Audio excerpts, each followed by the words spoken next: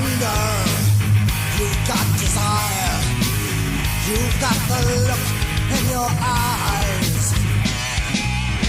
You're on a mission, burning ambition. You've got your eyes on the prize.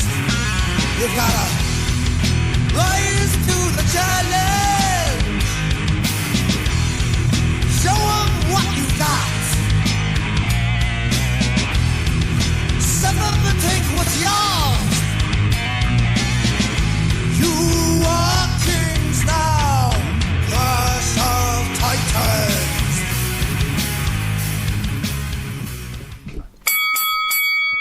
And just like that, the bell rings and we are off. Hey everyone, Tornado Tag Podcast. We are here for 2020. This is it. Start of a new decade, new year. It's a new day. Yes, it is. It's a new day. Yes, it is. And even better than that, it's Rusev Day. No, not anymore. No, not anymore. It's always Rusev Day. That ended. When your wife starts fucking a big black eye, it's not anymore. But he has Mandy Rose now. Or not Mandy Rose, Liv Morgan now. But it doesn't mean she's fucking, the whole thing's weird, bro. Realistically, he's still banging Lana. Of course. But now on screen, he's also... But storyline, when did Liv go with Lana? I don't know, but I would love to see it. She tweeted pictures of those two together. Yeah, in like 2017. Yeah, I mean, like she was mad that... Liv's mad that Bobby Lashley is going to marry her, but she wasn't mad that Lana was banging Rusev. That's because he's hardcore. He's Tommy Dreamer. Yeah, she had to be going with her in storyline when she was with Rusev then, right? Mm-hmm. So yeah. He was living the RVD Why life. didn't anyone think that out?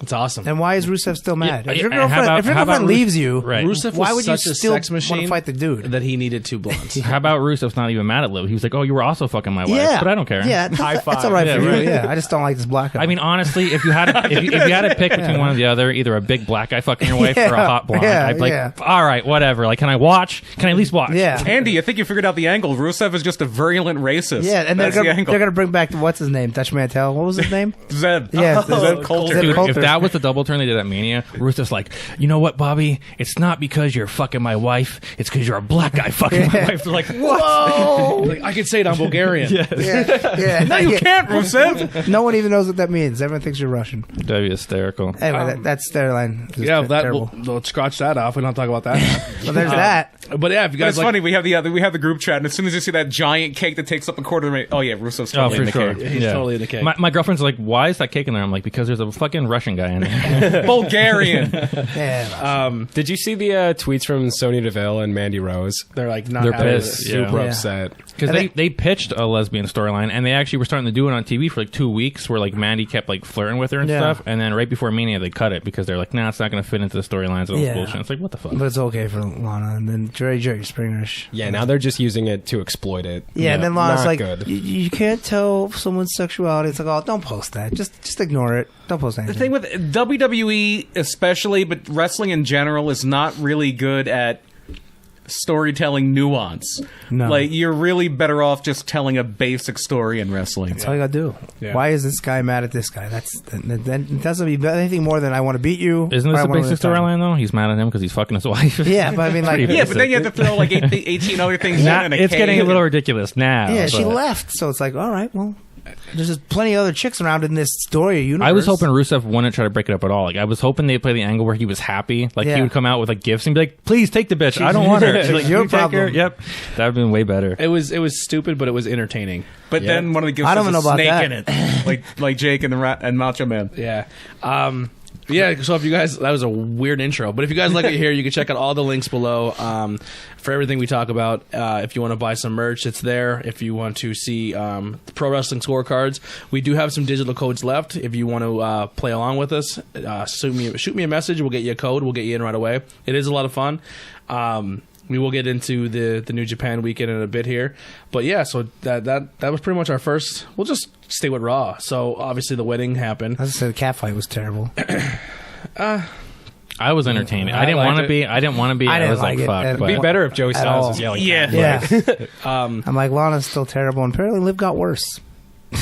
I mean, she's working with Lana in a dress. I know, but I would like. I was hoping for a little more of something different with Liv, not that. So I'm kind of bummed because I what I wanted. said. Like, everybody's saying that. What were we supposed to do with Liv Morgan? yeah, I don't was- necessarily like the chick. Sister Abigail idea. I hate it. I hated that didn't idea make too. Though any that made sense. no sense. Every No sense. woman has been Sister Abigail. Like, Yeah, oh, she's going to exactly. be Sister Abigail. Yeah, but I just for her to come out and just be a blonde bombshell again. Yeah, that's she was kinda- cooler Well, I when she think was it's- kind of her own thing as Liv Morgan. Yeah. Well, I think that's what it's going to be. It's just going to be her and Rusev palling around, and you're probably going to wind up with like some kind of mixed tag that's going to be awful when the women are. oh, the mixed match challenge. Yeah. That- Oh, they could that's do the that new again. team. Yeah, maybe. Oh. And then, yeah, well, But here's here's what Raw was going for, though, right? Like when I was watching Raw, my girlfriend was also watching, but she didn't pay attention to anything on the show at all. Like, she just was on her phone. Then that shitty angle came on, and she was glued to the TV. She was like, "What the fuck is this?" It's like Jerry Springer. Yeah, she loved it. And I was I like, thought the dude. rest of Raw was good. Like there was a lot of wrestling on It was it. good wrestling. Yeah. The Samoa Joe return was cool. That was very cool. I liked it a lot. Well, the return happened last week, and then this week is when he came out with Back in gear. back in gear. Randy Orton swerved all of us. He said Edge in that promo, and I was thinking, all right, so we're gonna get Edge versus Styles at Mania. That would be cool. And then it was just Randy Orton being Randy Orton, being a snake. It was done very well. I commend it. I was someone who was not super sold. I loved Randy Orton when he first started because I was still into wrestling at the time. And then I took a break from it, and then I came back, and I was like, he's boring. And then the last year, 2019 was a big year for me with Randy Orton. Like, he did a lot of cool stuff that I liked. Maybe the OC against Team Rated RKO at WrestleMania. Oh, that'd be cool. Now we're talking. Edge wouldn't have to do a lot of work because it'd be a I tag. don't know. The only one I'm interested in seeing there is Edge. I don't. Nah. Randy Orton, I really don't want to see zone right out. Styles and Orton again at Mania if that's where they're going to drag this out till. That's But too he much. proved he's a brilliant mastermind, and he had this elaborate fake knee injury to do the same move he does to AJ Styles every week anyway. Yeah. The move Yeah. that he literally did to AJ Styles when he pretended to be hurt. I'm going to RKO you and then pretend to be hurt so I can RKO you again. Awesome. You could have just picked him up and done it again. They should do a storyline next week where he gets stabbed in the streets. They're like, Randy Orton almost gets murdered. He comes out like with this big fucking bandage. He's like, oh, I almost died, but I'm going to try to make it. AJ's like, are you really hurt this time? Did somebody Yeah. really stab you? He's like, I promise. not Come sure. here. We're not sure. Come here. Both of his arms are in a sling. Literally can't I'm really use his hurt, arms. man. He stabbed you in both arms. I don't know why he's a prick. RKO out of the casket eventually. I'll tell you what, if that's Oh, jeez. it was the spit take there. If that's Because I just pictured it like fucking popping out of this goddamn casket. Undertaker. Fucking boom. RKO out of the grave. like if man. it's Randy Orton just tricking Randy Orton AJ Styles into thinking he's hurt every week, I will tune in. I will tune in. I kind of thought that, and then, until they did all the goofy stuff, goofier stuff at the end. I'm like, I just want Bobby Lashley to break off this wedding, and I want Lana to marry a new person on Raw every month. Like, eventually, Lana's just marrying, like, Ring announcers. yeah, ring announcer. She's marrying John Cone. What if Raw just completely went a complete comedy angle, but they put good matches like in between? So like No Way Jose is involved Ugh. somehow. Yeah. Oh, God, I mean, hate that him. was kind of the Attitude Era. Yeah, Yeah. That was, it was like, well, except for the good matches. There weren't good matches during the Attitude Era. I know, that's the funniest part. There's about only a couple, Everybody you loves know? the Attitude Era so much, and like they did not have good wrestling. No. It's so weird. A lot of times the undercard was terrible. Yeah, It terrible. was awful. Now we had some cool, notable things to talk about on Raw when it comes to some local talent and people we know. Draven was Yeah, playing he's a security. security, yeah. He was in the locker room with Joe and Kevin Owens. That's $500 for the night. Yep. So you get unlimited catering. And then South Philly's finest, Jimmy Conway. Jimmy was there. He was security when they were going to take away Seth Rollins and APO. He was on SmackDown too. He he carried Baron Corbin out. Hell of a couple of weeks for him. Yeah, pretty cool. Just had a baby, so congratulations to Yeah. him on a new dad. And then I don't know her name, but I guess she performed at PPW a couple times. She played Bobby Lashley's ex-wife. Yeah, I don't know. She must have been there before I was there. Yeah. I'd never seen her. She was pretty hot. Yeah, she Yeah. got a lot of drunk in the trunk. Yeah. Someone shared who her name is. I was just bummed they didn't get Crystal Marshall. I know, they should have just tried to get her. Yeah. I think her and Lashley really hate each other. though. Yeah, it would have been awkward. Yeah. Yeah. I think I got what you got. Really? Yeah, I'm like dying. It's just draining down my throat. It's It's terrible. horrible. Nope, someone vibrated. But yeah, so that was pretty much Raw. NXT, all I did was awards, AEW is fun, but obviously, if you want to check out full show reviews, Yeah, I thought the show was good. Wasn't great. Wasn't must be. Pretty good matches. I thought Dustin and Sammy was good. I thought Cody Darby was really Cody good. was- this I part I of thought the that match show. was fantastic. Yeah, it was felt like great. a pay-per-view. Yeah, that was match. really good. Except they kind of like gave away the finish Yeah. before the finish. Yeah. which That I was knees like, up thing. it was a little awkward thing, and Yeah. it happens. But Taz was great on commentary. Taz was great. I don't need Cody with Arn Anderson. I don't either. No, I don't either. I don't know what they're doing there. I think they're setting up Arn to turn on him. It's going to be like Hogan. Everybody's going to turn on Cody. yeah. Yeah, And and then, make a new and then he's Four gonna be like, Horsemen. I have no friends, but every week he comes out with his 4 friends. Yeah. In that match with Darby, I noticed a lot of like Randy Orton and Cody. Like, I think there's a lot of influence there. Just the For way that sure. he's Yeah, able for to sure. dictate a match and the way he works a crowd. I see a lot of influence there. Honestly, Cody is like, which is weird because I never would have put money on that, but he's the one out of like the elite that constantly puts on a good match every week. Yeah. It's like he's the guy. We were It's talking crazy. about it, and do I think it's because Cody's better than them? No, I don't. I think Cody's good, and I think Cody's booking himself properly. Where I think the Bucks and Kenny are underbooking themselves too much. Just so people don't say, "Oh, look, they're making himself go over all the time." Like Well, you Cody's got it still because you're the top Cody's stars. still going out and losing, but he's putting himself in high drama matches, Yeah. and Yeah. high drama storylines, I feel like Kenny's lost all steam. Yeah, Kenny's just there. which is a shame because I really think that he has. It's coming. Yeah. The joke was. Everyone is terrified that when Kenny went to NXT or WWE, he would be booked terribly, and he's literally been booked terribly since he's But been. they really can't win because if the elite would have been winning all the matches this whole time, people were like, "Oh, these fucking I think marks. their fans would have been just fine with that. These marks I are think- booking themselves to win all the Yeah, matches, and I now they think- lose, and it's like, oh, look at these guys can't win their own goddamn company. It's like, whatever. I don't think if the Bucks are your tag team champions, people would care. If Kenny Omega was a champion, I don't think people would care. If Cody was champion, I think people would be upset with it. I think people would have been okay if he would have beaten Jericho at Full Gear just because it was such a well done angle. Yeah. But yeah, if he would have came out of the gate being champion, people would have Yeah, I think so too. Jericho was the right choice, and is the right choice now. Like it's not time to I agree. drop the title yet.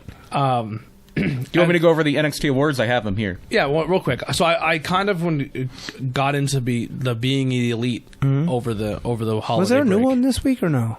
I don't think there was. But there, I've been watching them so out of order, so I don't like. I just been watching. I think to so. I'm watch pretty it. sure. I enjoy it. I think it's a cool little program. So one of the things that like I was kind of telling Brian, and I made a little post about it, is like when I started this podcast thing, and then like kind of being involved with the local music scene, and I had a vision of what I wanted to kind of happen. I wanted to work really hard at this podcast. I wanted to put my time in. I wanted to put my money in. I wanted to put my effort in.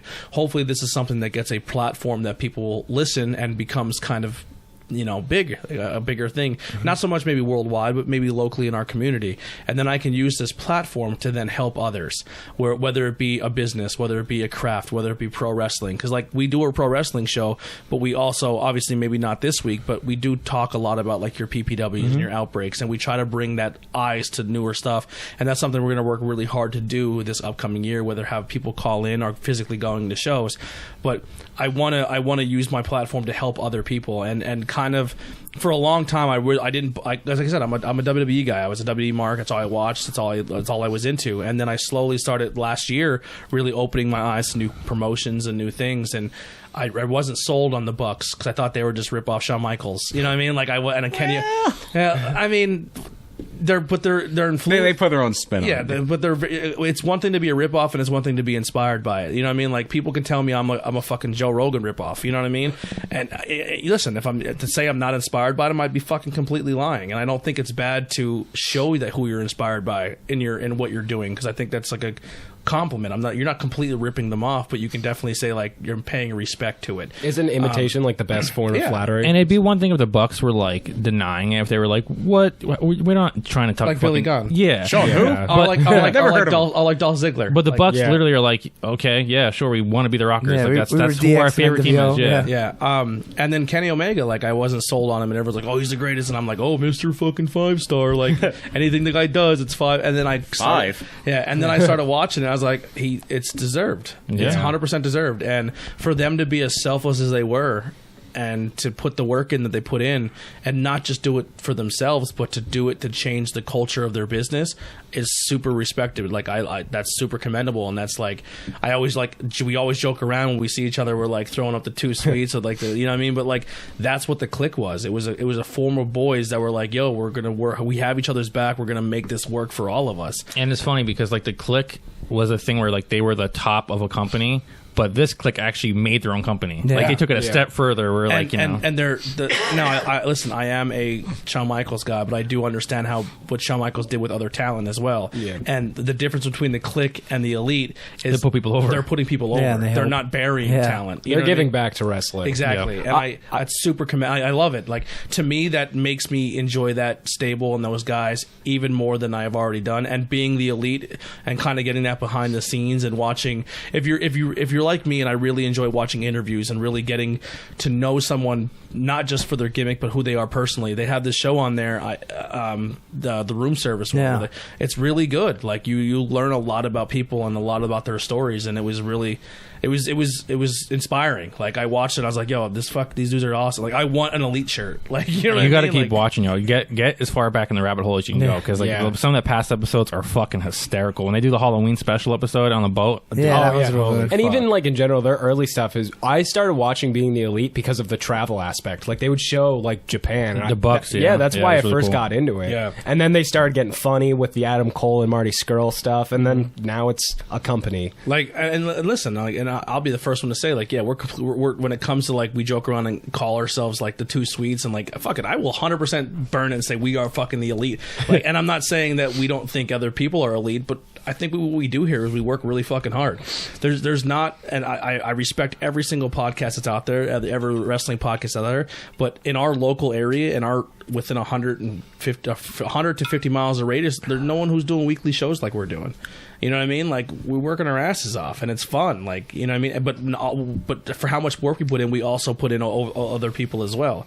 You know what I mean? And a wrestling panel. I know there is another weekly podcast. Oh yeah, I don't know about that. And he works super hard as well. But that's, I mean, real recognizes real, and hard work recognizes hard work, and that's why we work together. You know what I mean? Like, and that's kind of what the elite is. Like, you know what I mean? Like I have people around me because we all buy into the same thing, and it's awesome. And that's like, without even knowing that that's what they were doing, and that was my vision, and to find like, holy fuck, I have so much in common with these guys. Like I don't have the power they have yet, but that's what I'm working for. It's super cool. Like I'm more of a fan now. Now you just need to find someone whose dad owns a football team. Yeah, that's the next step. I need to find someone with a bank account. Does Dan Snyder have children? you got to find a money mark. Yeah, who you the could be money like, mark. Don't you say that. Don't you dare. How dare you? Party. Yingling, hey. Can we get some of that? There's 4 daughters, ain't there? Yeah, one of you's got to be a wrestling fan. Thank God they have money. That's what I'll say when it comes. I just had a really random thought. Do you think AEW would be the company that brings a union into wrestling? No. I don't think there ever will be. I don't think one. they need to, because union at the end of the day becomes scummy too. Because Yeah. you're paying dues into something you don't need to pay dues in. That's It's fair. kind of like when you're like, everyone jokes around with me and they're like, dude, you should become a promoter. You're like, you should be the promoter in the area and help all these bands get better deals and better bookings, and then what, take a commission? Like, no, I'm not fucking gonna take money out of your pocket when you go up and play your craft, Right, for me to put you in a bar that you could have done yourself. Yeah. Now if I can go in and be like, hey, I'm putting together a show and I want these guys a part of it, and I want you as the venue to do this and this, and then if you guys as musicians, because you've all gotten along and built up that network and talked to each other more than ever now, Yeah. and you guys all say, hey, like, not form a union, but you guys have a respect, like, yo, this venue's good, but you have to go in there and we all have to kind of ask for the same shit. Right. So no one's getting undermined here. Pun intended, but we band together. Exactly. And I think that does happen in wrestling. People just unspokenly band together. And I think that's what can happen. look at the New Day. The New Day and the new contract all took the same exact pay. Yeah. Yeah, they all took the same exact pay to Wow. show a former. And like, if I was Kofi, I'd be like, listen, guys, I love you, but come on. I need a one little of us more. is world champion. Yeah. The other two, like, no, I'm not been here taking I'm not longest? taking a fucking pay cut. Yeah. I forgot where I heard it, but if there were to be a union in wrestling, the way it would happen is if the day of WrestleMania, everybody goes up to Vince and says, "We're not going on unless you sign this collective bargaining agreement." That's the one. That's how you get a with union. a bunch of indie guys there. David Starr shows up. Yeah. Andy Header versus Dame WrestleMania. But you know what the crazy part is? Vince has literally this year proved that you can't play that game with him because he went over to Saudi Arabia and was not going to put the shit on TV till they paid him his money. Yeah. And he was in a different country where they were like, it's pretty fucking dangerous over there. That's baller. And then he got in his plane and took off and left all of his talent. But he got his money though. That's the thing. Like they gave him the $60 million they owed him. He was like, all right, fuck you, I'm out now. He got his money left, and this I don't care who you behead, just let Brock Lesnar and Roman Reigns on the plane first. He said, make sure Brock's on the plane. You gotta make an executive decision sometimes. And make sure these three guys on the plane. Top of the card. If you cut off Kurt Hawkins' head, I won't care. And shame on After Sag for not having a guy on the tarmac of that airport when that plane came in finally. Yeah. Shame on them. Because that would have been a great time. But yeah, if there wouldn't have been a union after that, there's not going to be one in wrestling ever. Yeah. So the NXT Awards. Yeah, so you had Match of the Year. And this actually finished, I believe, second in our TT Awards for Match of the Year. It was Johnny Gargano and Adam Cole, 2 out of 3 falls for the vacant championship at NXT TakeOver New York. Yep. The one where Gargano won the title. The future star of NXT was Dakota Kai. Don't see how that. Why not Io Shirai? That made no sense. She wasn't nominated. But How about anybody Rhea that could have been on I'm that guessing list. I could say because Rhea came in a champion and she has the belt already. Yeah, I think they were. she's already there. I think they were 2 established. The nominees were Dakota Kai, Cameron Grimes, Kushida, Swerve, Kushida. Tegan Knox, Any of them would've been Xia better. Li, Tainara, Bronson Reed, and Ilya Dragunov. Well, if that's the candidate, I would vote for Swerve on the. Who's on Bronson Reed? that. He's Jonah Rock. He's a big, okay. Big Australian guy. big Australian guy. thick Yeah. boy. If that's a candidate, I'm cool with it then. I would have went Kushida or Swerve, honestly. Yeah. But She like hasn't Her done heel much. turn was huge. But that's the thing. Like Dakota Kai hasn't done much, and I think that's not what really. they're. She I think served that's most what of they're the year. going for. Like she hasn't done anything, but she has the potential to do things. Whereas Kushida and Swerve have at least been on. I'm all with her regularly. winning, but I just definitely know it was a nudge. Like the fans did not vote her to win. She has no fans. So just like, hey, look, the That's fans not true. voted her She's to got win. a very huge following because of New Legacy Inc. Well, all right. She is one of the like. We'll see. There are a lot of like. I feel like gamer most people female that- wrestlers, guys just want to fuck them. Like, if that's Yeah. the case, I'm a fan of everybody. Like, Yeah, that's yeah. right now. You have a whole topic on the other Yes, page. exactly. The face Yep. deep. everywhere. Thirsty Thursday, dude. It's his own thing, bro. We need a squirt bottle for him sometimes. In the chat, I put the meme of The water gun. always this Modern Family of them squirting Manny. Relax. It is what it is, man. And listen, you can't control the beast sometimes. Yeah, bro. did you see that picture that reminds me of Sadie Gibbs? And then like red lingerie that just popped up. It's like I was like, whoa, hey, I better like that page. Yep. That one video you actually posted where it's like every male wrestling fan talking Oh, about that a was girl. hilarious, yeah. And he's like, I will fucking do your fucking lick your fucking. Yeah, that's how it is. But I'm sorry, go ahead. Here's one I kind of disagree with. Takeover of the year, NXT Takeover War Games. And New York was better. I mean, it was good. Yeah, Yeah, New York was our definitely show better. of the year. They're all good. I don't think there's ever been a bad Takeover. War Games is a great show, but New York was unreal. New York was one of my favorite shows in a long time. I still think War Games could have been better if they would have just had the women's War Games and then actually had a world title match, actually had a North American title match, actually See, I had a didn't tag mind team both title War match. Games. I thought both War Games were super entertaining. And now they're not even doing a Rumble takeover. Like, that sucks. I hate that. Yeah, I think they're trying to pair more with AEW. Yeah, there's one in shows. February. Yeah. I mean, the show before is still going to be good. It'll still be Undisputed good, Era for sure. versus Yeah, for Imperium sure. is going to be But great. It just would probably be another card with no title matches. Yeah. But then the next night, you don't know who you're getting. I think That's Cole will true. probably defend the world title, like his NXT title. I agree. So then breakout star of the year, and this is where you have like Rhea Ripley's in there and Angel Garza's in there and everything. But it's obviously with those two, it's a unisex award, and it was won by Keith Lee. Keith Lee's the breakout star of the year. I don't know if I give it to him over Rhea. I would have still given it to Rhea. Rhea would have been my pick. Keith Lee, Rhea Ripley, or even Garza. I would have given Garza like future star. He's a cruiserweight champion, so I'm gonna say he's already a star. Like Rhea's already a star. She's the women's champion. But that's just so dumb because they want this. Like they just want the end of the year, Yeah. pretty much, you know. But That's I true. get it. Rivalry of the year, because I guess you don't say feud; it's a rivalry. It was Ciampa. Gargano and Adam Cole, Oh, okay.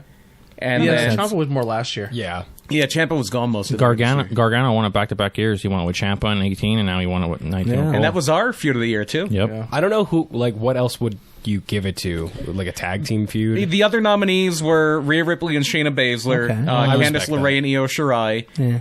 Velveteen Dream and Roderick Strong, and British Strong Style against Imperium. Yeah, the right one won. Yeah. Yeah, for sure. Tag Team of the Year, again, matches ours, the Undisputed Era. Now, here's my thing with this whole award thing. I enjoy that they did it, but to not put any wrestling on the week after a new year. They should have put on if you're going to put on a first run show, even though it's taped, if you're going to put on a first run show on Christmas night, put one on New Year's. Yeah, put some too. highlights. Yeah. Or some best of matches. Yeah, Best of the year. Well, they kind of did that because they had like 3 matches on, but they just showed like little clips of them. They had the 4-way tag team ladder match where the Street Profits won the title.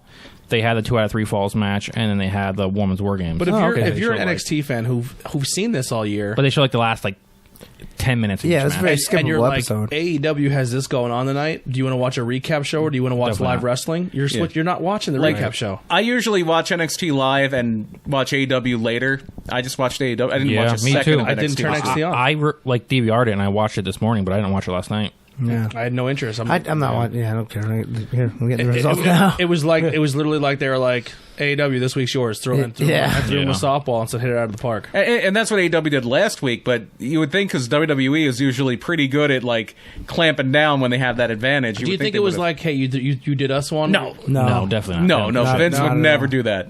I think they had it in their head like, okay, we're just not going to do a show in the years. We're going to do this thing we always do. I Just think give it- them a break. Yeah, it was to give the wrestlers a break. I think because they got so much flack in the past for always running like Raws on Christmas Yeah. and running like on Thanksgiving and all the shit. Where the wrestlers are always like, man, we like to be home with our fucking like kids and shit. Yeah. So like, all right, like you have off for And the they're usually holidays. shitty shows anyway. I just would have taped more shit in the middle of December. Like, you don't have to do it. Yeah. Yeah, you could have shot a whole episode. Honestly, 2 weeks ago you could have shot a whole episode. Like, they used to tape NXT once every 2 months. yeah.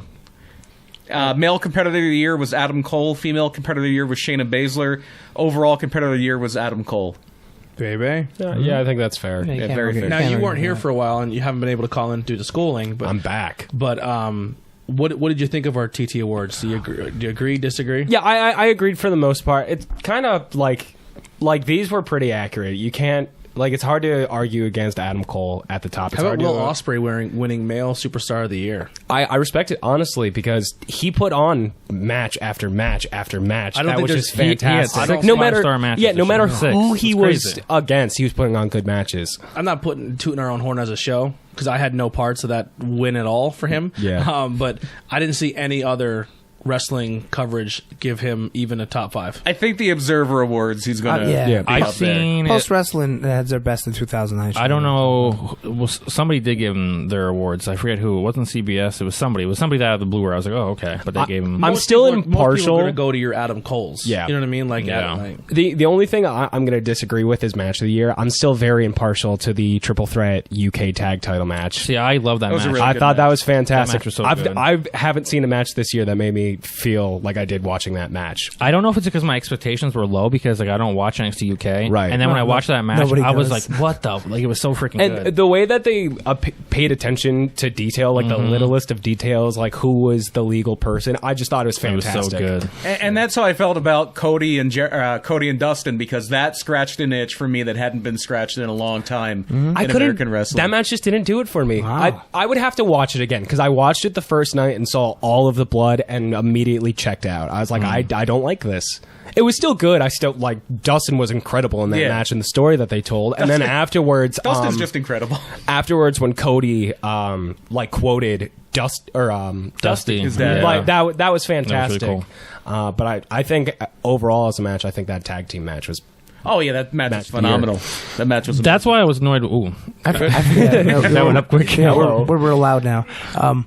Yeah, I'm very loud now. I was pissed off at WWE's rankings because they had like Volter versus Tyler Bates at like 17 for Yeah, top come 25 on of the year. I'm like, what? There's 16 better matches Yeah. than that. Like, yeah, Yeah. fucking right. Yeah, That entire Roman versus Baron. Yeah, that entire card was really good. Really Dragunov good. versus Cesaro, like really good. great show. I forgot about that. And That was one of the best like I thought you were talking takeovers about of the the one in New year. York, yeah. No. Now to stay with NXT here, we have the Dusty Rhodes Classic. Does anyone have those teams up? I looked at that and I was like, Yeah, the theme here is NXT versus NXT UK. But Kushida has a mystery partner. Is it Alex Shelley or is it Chris Sabin? Would Time love splitters either. or time? I would love either one. That'd yeah. be awesome. But it's probably gonna, like I It's said, it might probably be Cameron Grimes because like yeah. they always put rivals together Damian and that Priest. shit. Or if like Wow. Kushida gets attacked backstage and it's just Motor City Machine Gun. Yeah. That would be nuts. I would mark out big time. I would I, cry. I would shed a tear. I know you guys aren't probably going to hear like my early prediction, but I think they're going to push Forgotten Sons. I don't. I listen. I will not watch. Why? If they even make it to round 2, I'll stop watching. Yeah. I They're think not bad. They're bad. I can't get into them at all, dude. I think they're just so bland. They're and boring. bland, but I didn't mind them in ring. It'll be for I think because your Undisputed Era is at the point where they're getting to the end where either it's like they're going to get called up. Like what else is in Undisputed Era? I think Brian Elda. I think it's gonna be Imperium. I think this is gonna prove like just to show because the pay per view's coming up soon, like UK versus. They're gonna show like, listen, we're serious. They need to You get know? some steam on it Yeah. because no one My remembers UK. My pick is Matt Riddle and Pete Dunne. That makes That's my pick.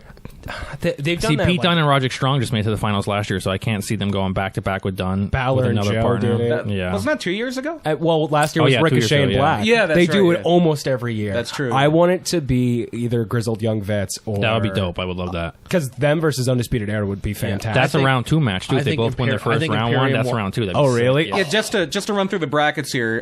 First round, you have Imperium against the Forgotten Sons. See, there's no way they're going to beat Oh, Imperium. never no mind. way. No, Yeah, that's a scratch squash. that whole thing because Imperium's winning the whole thing. I It's still think. Eichner and who is it? Bartel, right? Yeah. Uh, Marcel Bartel. then you have Riddle and Dunn against Mark Andrews and Flash Morgan Webster. which I want. That's going to be really good. That will probably be Riddle and Dunn though. which I don't want. I would rather Riddle or Dunn turn on each other and that be a singles feud. I don't want either of those to be a heel. I just don't know why they're teaming together. Like they could do Keith Lee I like- and Dijak. They could do Keith Lee and Rush. They Yeah. just tag team together. I like yeah. Bad Guy Pete Dunne.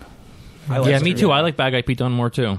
I want to see the Bad initial Guy UK title Riddle, tournament. He was too. a great heel. Yeah, he was great. See, I don't. I think he can play that whole like he's a good guy, but he plays like the anti-hero where he kind of is a badass, Like a tweener. Yeah, like a Stone Cold. Like you cheer for KO him, to an but- extent. Yeah, KO. Like And you can play it for comedic effect almost, where he's so intense that he gets kind of off put by Riddle, like Okay, being so yeah. casual, but they still make it work somehow. he keeps trying to get him to do the bro and Riddle. Yeah. Riddle keeps trying to get him to smoke pot, and Dunn's like, "No, we get tested in the company." Riddle's like, "Bro, who gives a shit? Just smoke the dope. Pay the fine. You'll chill the fuck out. Chill bro. the fine, bro. It's fucking $2,000. You got $2,000." I mean, NXT UK. No, I don't. Yeah, no. Dunn's like, "I make $600 a week." Riddle's like, "Oh shit."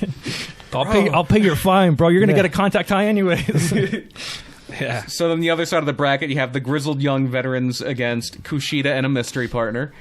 And then you have Gallus, the NXT UK Tag Team Champions, against Undisputed Era, the NXT USA Which is so weird. Tag They have Team the champs versus champs. Yeah, right? That's a Right away. great start, though. Yeah, it is. Yeah. Do you think Kushida's run in NXT has been lackluster? Yes. Well, he got hurt. He got Yeah. hurt, but it's been lackluster for sure. But even his matches when he's in there, it's like it didn't do it for me. I feel think like they didn't make a big enough deal about him. Like I feel like when Nakamura debuted, they're like, dude, for weeks there's like this great dude from Japan's coming. Yeah. Kushida just Nakamura's- came and they're just like, oh, they didn't mention that he's like the greatest junior weight of Yeah, this plus generation. he was in TNA Like, for years. So yeah. it's not like no one never heard of him. I don't know. I see Kushida and I'm like, cool, he's Kushida. And then I see like a Nakamura, a huge, tall Japanese dude with super charismatic, and I'm like, he's definitely no Nakamura. I wish they would have ran with Kushida and Gulak Yeah. because that Yeah, could that have would've been been real cool. good Yeah. on a Yeah. takeover. That was my favorite match he's had in NXT. Was the one with yeah, Yeah. that was the best one. yeah. So, you know, pretty much, we all pretty much say Imperium, right? Like Imperium. That's wins. my I'm sticking guess. with Pete Dunne and Yeah. Pete My Dunne and guess Matt is Riddle's my Imperium. pick. I think it's you're setting up somebody to go against the Undisputed Era. What if Undisputed Era loses round one? What do you think? That could happen. They might. Yeah, I could see. And it. then happen. they start to push like NXT. Or UK. if you do have Kushida and a If guy it's who's not going to be a tag Imperium, guy. I think it will be the Grizzly Young Vets. Do you think I think it's any- going to be a British hill team. Yeah. that's gonna Do you think win. any of the Rhodes kids come for the ceremony? No. No. It's their dad. Cody, That'd be big. I don't even think they'll be invited. Cody and Dustin both said, like, listen, we're not here. Like if anything, we're proud of NXT because that's what our father started. Yeah, You know, that would be big for wrestling in general Yeah, if that happened. Will not happen. 100%. I would like to see. It would be happen. cool though. It'd be cool if Cody came out with like like his cool student, like unbuttoned head, and he'd do his shirt Yeah. on, like censor. It came out like It's Stardust blurred. paint. Yeah, it's blurred. It's gonna be like censored when Outlaw Ron Bass hit Brutus Beefcake with a spur.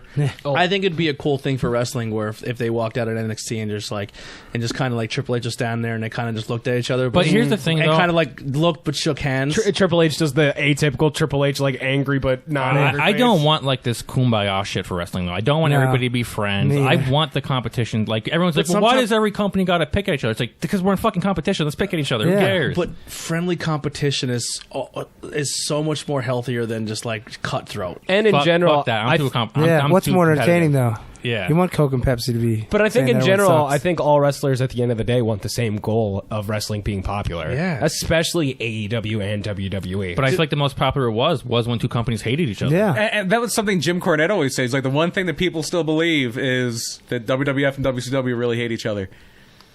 Yeah. And so if you have that, then it really makes it ups the stakes when people because obviously the wrestlers are friends. Like Kevin Steen and the Young Bucks are great friends. Kevin Steen and Adam Cole are literally best friends. Yeah. Yeah, Adam Cole took a picture, I guess, where he looked like he's trying to get at Jungle Boy and Marco Stunt because they're sitting on like Britt Baker's laps and Yeah, shit. there was like a And New Year's Jericho's party. there. Oh, Moxley was there. Yeah, Moxley. Yeah. Another weird thing. I know this is completely off topic, but watching that room service thing, fucking Luchasaurus was on Big Brother. Yeah. Oh, And wow. he's like a master's degree. Yeah, I listened to the Jericho podcast. and, he was on and that. medieval history. Yeah, he So it's talked Eric about it. Rowan, but AEW. Which like I love history. I'm a history buff, but like what a useless master's. Yeah. Like unless Unless you teach that? unless you're gonna teach that, what the fuck is that gonna get Yeah. you? Yeah, not only that, but he was the guy who kind of got Bill DeMott, one of the guys who got Bill DeMott fired from the Performance Center Really? for like being too like hard on the workers because he had a really bad back injury, and DeMott just kept pushing him and pushing him. He wound up like either quitting or getting fired. Yeah, but the main guys. Yeah, were they fired him when he was hurt. Still, apparently. It was the main people like behind DeMott being ousted were like him and Dolph Ziggler's brother.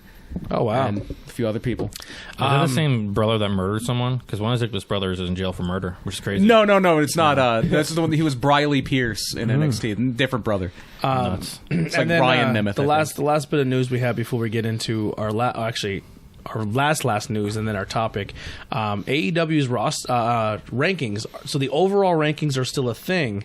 Your place in where you are ranked is still a thing, but your overall wins and loss record starts fresh at the new year. They said that, but then everyone that came out had wins and losses. so and I was it like, was really That's weird. your overall. Yeah, they're gonna do a thing where they Oh. show like their current record and then their overall. It's almost So if you've been there Yeah. 10 years, Yeah. your 10-year like it's going to be like overall and then like your Yeah. 2002 Oh, record. okay. Yeah. they're almost trying that's to do okay. it It's like baseball or football or something. You know? Yeah, they're trying to do it like somebody could have a bad year but then bounce back. Like right now in football, one of the big stories is the San Francisco 49ers are one of the worst teams in football last year.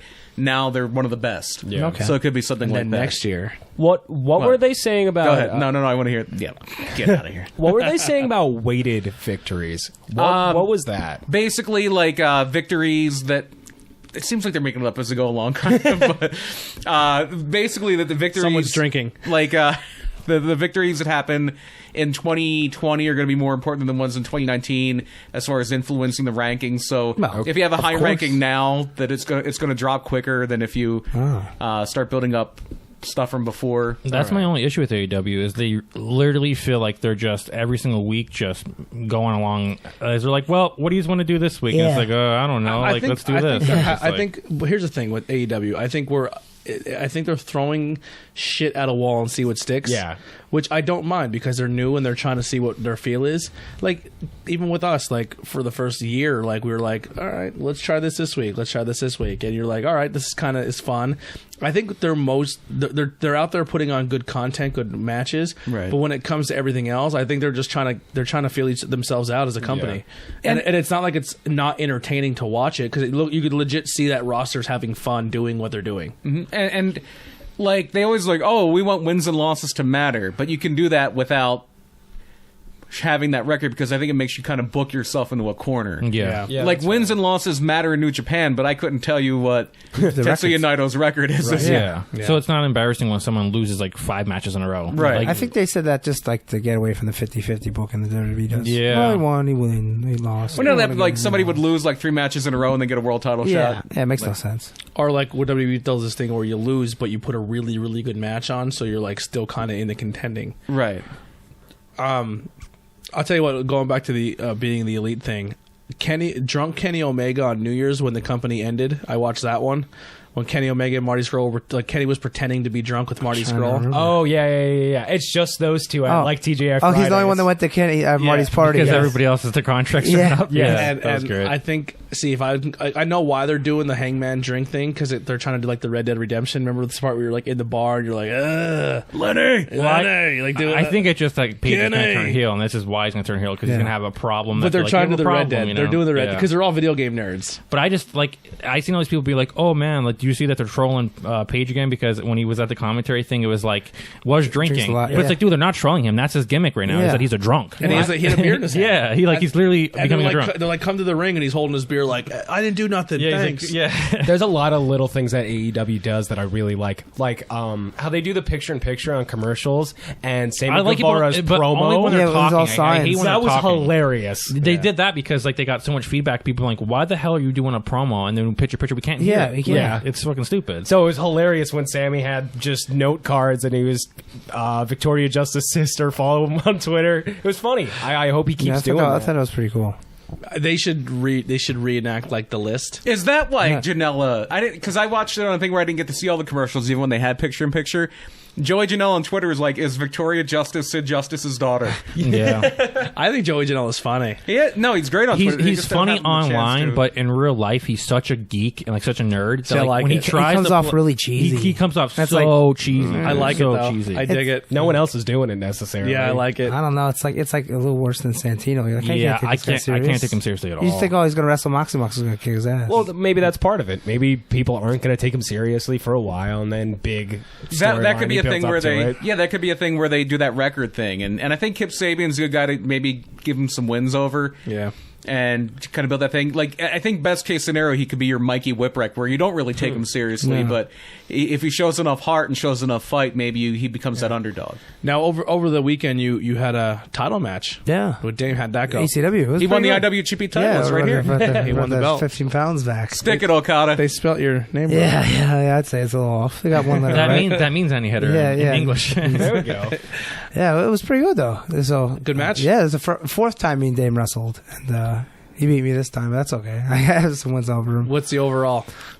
I forget. I think we're even now. I think it's 2-2. Yeah. Yeah. But the record's reset now, so it's Yeah, okay. he did the sliced bread. That was the finisher. Like went for like a airplane spin into a DVD, and then he turned into a DDT, and I took it and then got up. And He's a heel now, right? yeah, he's heel there. Yeah, he's their heavyweight champ. Whatever match they had you on the internet I watched, it looked like you were wrestling in the dark.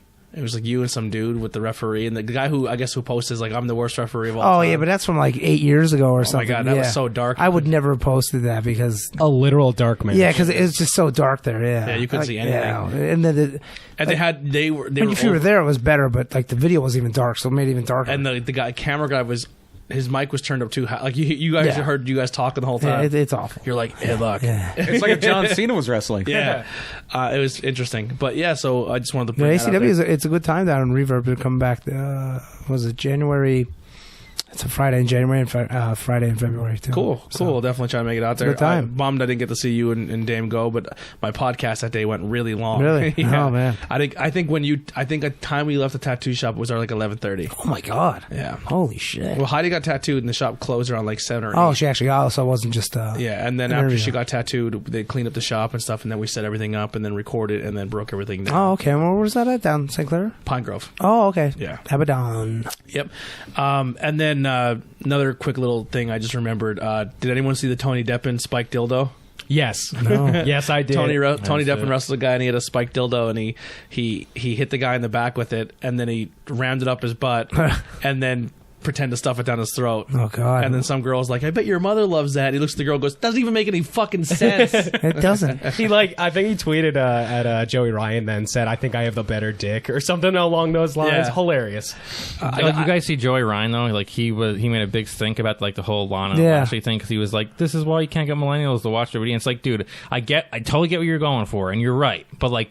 This is not the hill for you to die on because you Yeah. flip people with your dick. Yeah. Like, you Well, can't. he defended himself by saying, I'm doing that to try to win a match. Yeah. Yeah. I love him. I love Joey Ryan. Colt Cabana for New Year's, his first New Year's kiss was Joey Ryan's dick. Oh, Yeah, that happened. Ball dropped. Jesus. Ball dropped, and Hands then, dropped, yeah. and then Joey Ryan went over and gave him a peck on the Oh dick. my god. Where was that at? Bar wrestling? Yeah, some wrestling Yeah, company. yeah, because I think that's what Statlander was doing, was bar wrestling on New Year's Day. Oh, And okay. that was such an amateur move, man. Like, Yeah.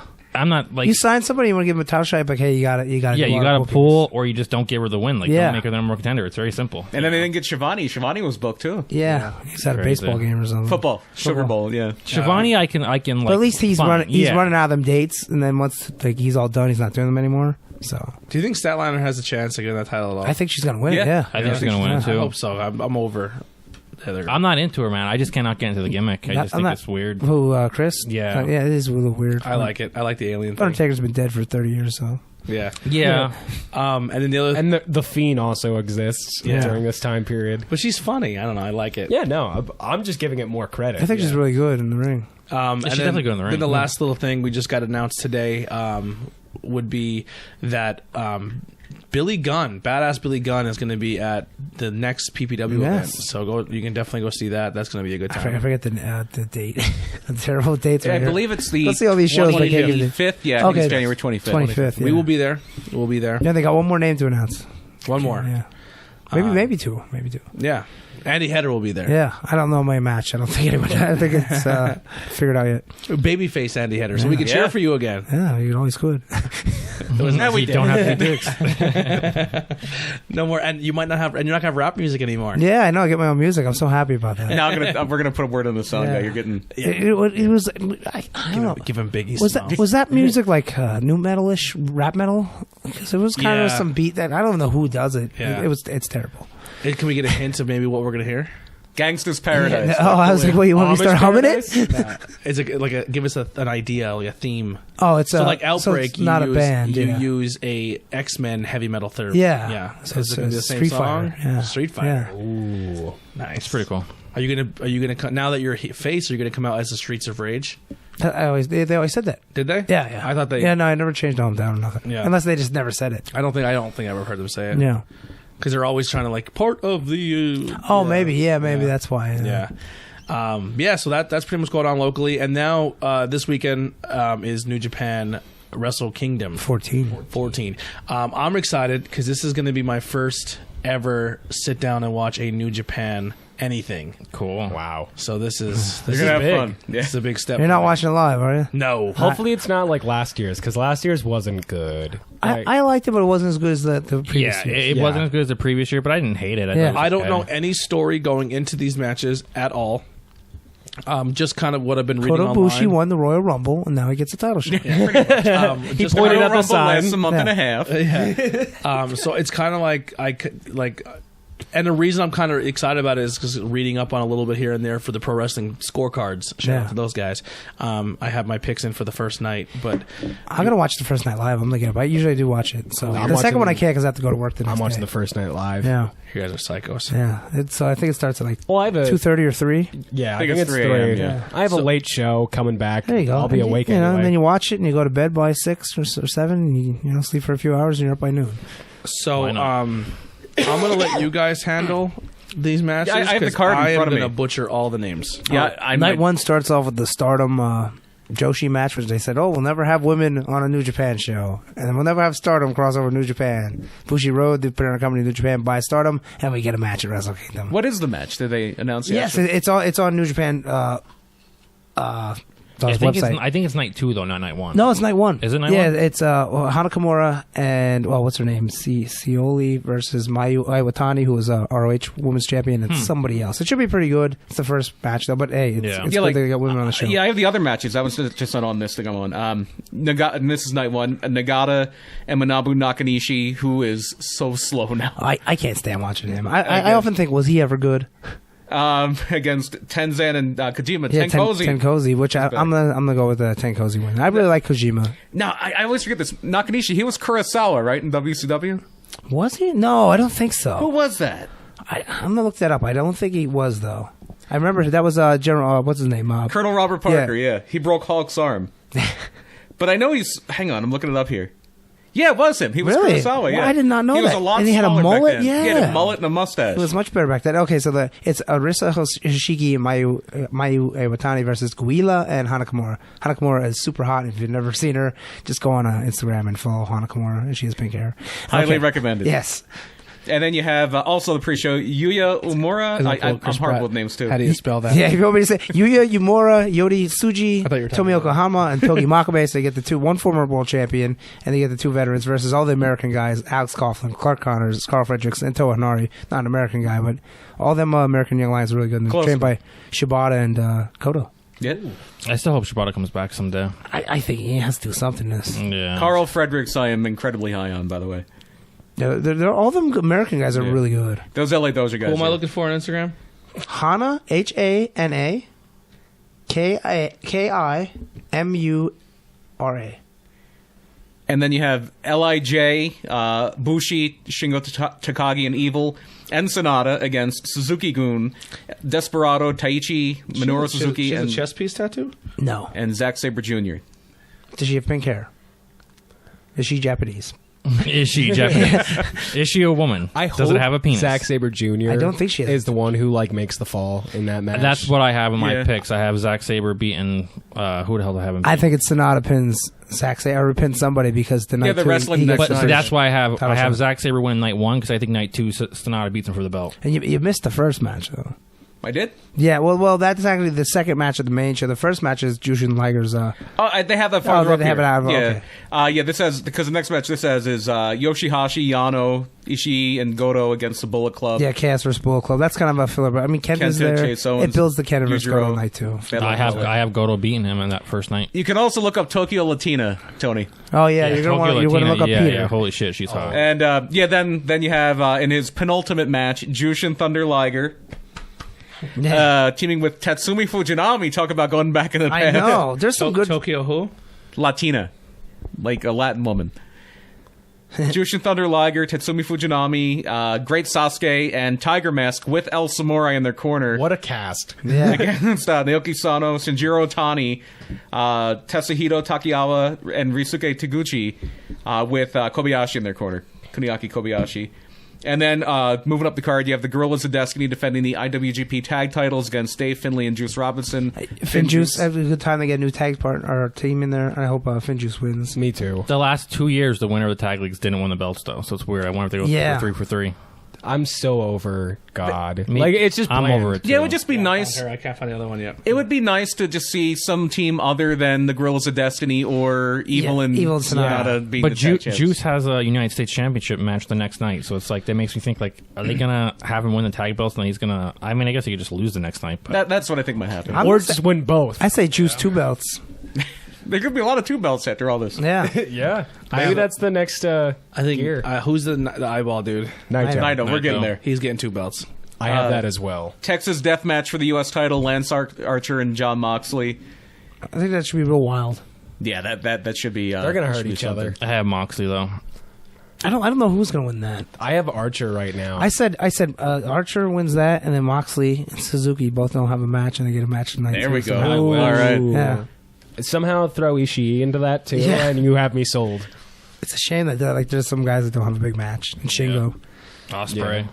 Well, Osprey has a big match. But Yeah. you should have 2 days worth of matches. Speaking of Ospreay, that's the next match, right? Yeah. For the junior heavyweight title, Will Ospreay defending against Hiromu Takahashi.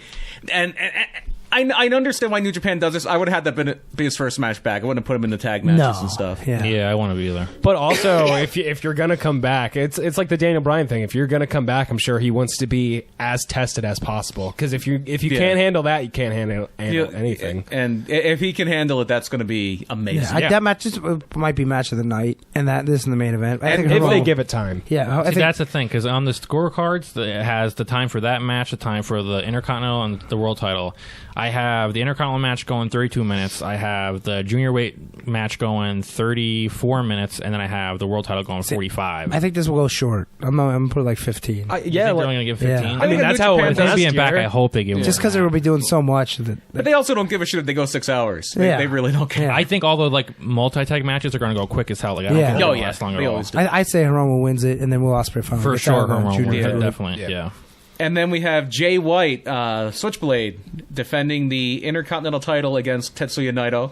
Naito wins, baby. Tony, there's your guy. There's your Naito's definitely winning. Yeah. See, the storyline I was saying in the chat that I think is going to happen, I have the entire Bullet Club losing all of night one. Every single match the Bullet Club's in, they're going to lose, right? Ibushi's going to win the world title. Night 2 comes. The Bullet Club convinces Ibushi to join. He takes over, becomes the leader. Oh, God. Because Jay White loses back-to-back nights. He's going to lose the first night, then he faces Okada, loses again. They're like, And it goes to what NXT. the fuck? So do they say He's not going to go NXT. Would they but- like save that build up for they're already New Year's hinting at Dash? it. They're already hinting at it because they had the whole thing where Ibushi just like snapped like 2 weeks ago Yeah, and they beat hit the him shit over out of the head Okada. with the And afterwards, Jay White in the press case. conference is like, "Listen, he has the dark side in him. He's best friends with Omega. He was Bullet Club. Like, come on, join us. Like, I think they're gonna push it, and then Jay White's gonna be the one that gets pushed out, even though he's the one like try to bring him in. And they're like, all right, you're fucking hitting the bricks, dude. Like, I hope that's what happens. I like it. I like it a lot. and then Switchblade versus Adam Cole. baby. NXT Royal Rumble. NXT I don't think Switchblade can get out of his 2-year Yeah. contract. Switchblade's Kushida's partner. You see the shot that Yeah. you see the shot that Kenny took at Jay White in that interview. Yeah, where he's like, All they did is make somebody else me. They wouldn't let me be me, and then when after I left, they made somebody else a clone of me. Yeah, and it's true. They just gave Jay White all Kenny's stories. Like, here, Yeah. like what the fuck? Like, okay, Put sunglasses on, Yep. get a weird mullet haircut. I like Jay White, Leather but it jacket, just seemed too leather much jacket. too soon. Real Yeah. rock and roller. Yeah, And then your night 1 main event is for the IWGP title.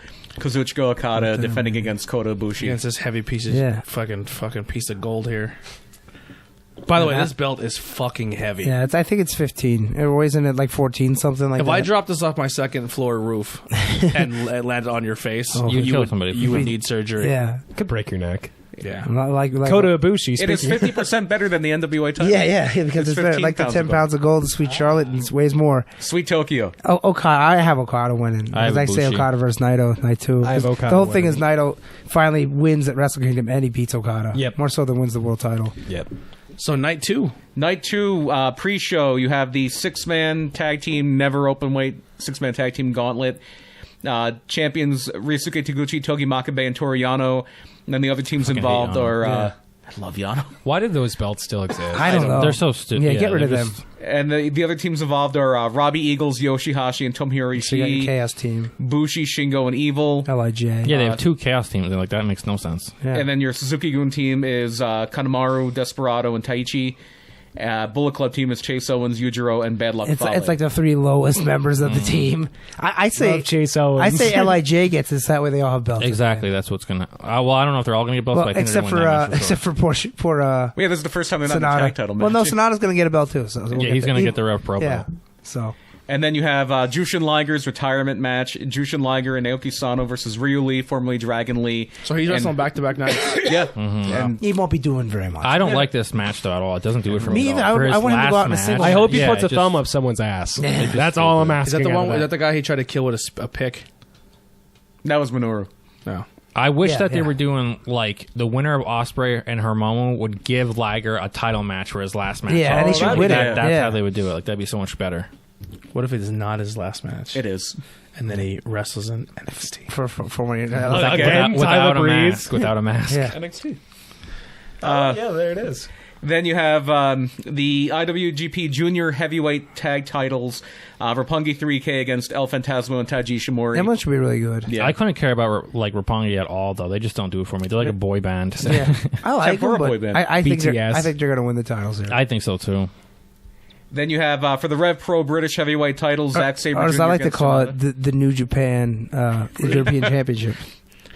Yeah, British title. yeah. It's awesome. Yeah, pretty much. Yeah, basically that's what it is. Can Zack Sabre Jr. drop the title and then actually get a push? I think he's. I Gonna, I hope. think Sonata. This is his first singles title. Yep. Yeah. That's what I think. He had a great year. He had an amazing match with Okada.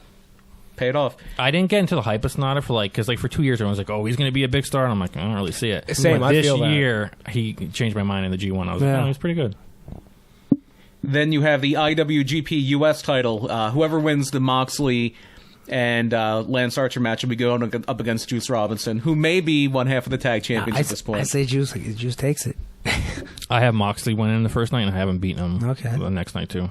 So you have Moxley, even though he's in AEW. So you think that? Well, I think he's Because still going to do more. he was the champion. He only is not the champion because he couldn't make a flight because of like that bad weather. Yeah, like, So then Yeah, Tanahashi's typhoon. definitely beating Jericho. We'll get there. No, I think Jericho's going to beat him because I don't think they're going to Okay. do a partnership. I don't think, like they're hinting at it, but I don't think New Japan will let him. So like you can't have him win and then New not Japan do it. shared that promo on Yeah. their official YouTube. Yeah, they're It's like they're trying to book it. I hope Tanahashi two does guys. win, and I hope If they two do guys are over. going to do the deal, What that's if the best two to Here you pick. go. Definitely. Here you go. I have the whole thing in my mind. I'll tell you about it. Bro, I talked about it in my this is podcast. mine real quick. He's about If this Jericho's is some shit about going back to NXT, dude. I swear. Jericho he goes back to NXT. Jericho's back to NXT. Wins the NXT title. He goes. He's Daniel Bryan's pro again. Yeah, no, he's about to lose, and the Inner Circle helps him win. Like a member of the Inner Circle, like Jack Swagger or Guevara. So then the next night, like on NXT. Oh, not NXT, AEW. Sorry, I'm going to the Goodwill show on Wednesdays. I'm joking. Relax, AEW people. He comes to AEW and costs Jericho, maybe not the title, but costs him a match, and then kind of like, I'm here. That'd be cool if he costed him the title, though. I mean, if they did like a quick. I don't think they'll do that, but if they did a quick thing, we're like, okay, you put over Hiroshi Tanahashi in Japan, and Tanahashi comes over and puts you over in the yeah, States. and That why would be not? fine. Yeah. I mean, if Moxley were to win the U.S. title, could make sense. Have him win the U.S. title in New Japan and then win the AEW championship with the help of Tanahashi. Any predictions that I don't know. Spitballing. that you get any elite members show up at Wrestle Kingdom? Besides Moxley and Jericho, no. I'm going to say saying no. don't think so. But there's it's a possibility. Unless this has all been a big smoke screen and Goto's winning the IWGP Yeah. title and Kenny's showing up in the. Which, at the trust me, end. I thought about that. I thought that after Ibushi wins, Kenny comes out to do a Usually big no Hulk one thing. I can see that. debuts at Wrestle Kingdom. I miss so. his music. I miss Kenny's music in New Japan. Dun, dun, dun.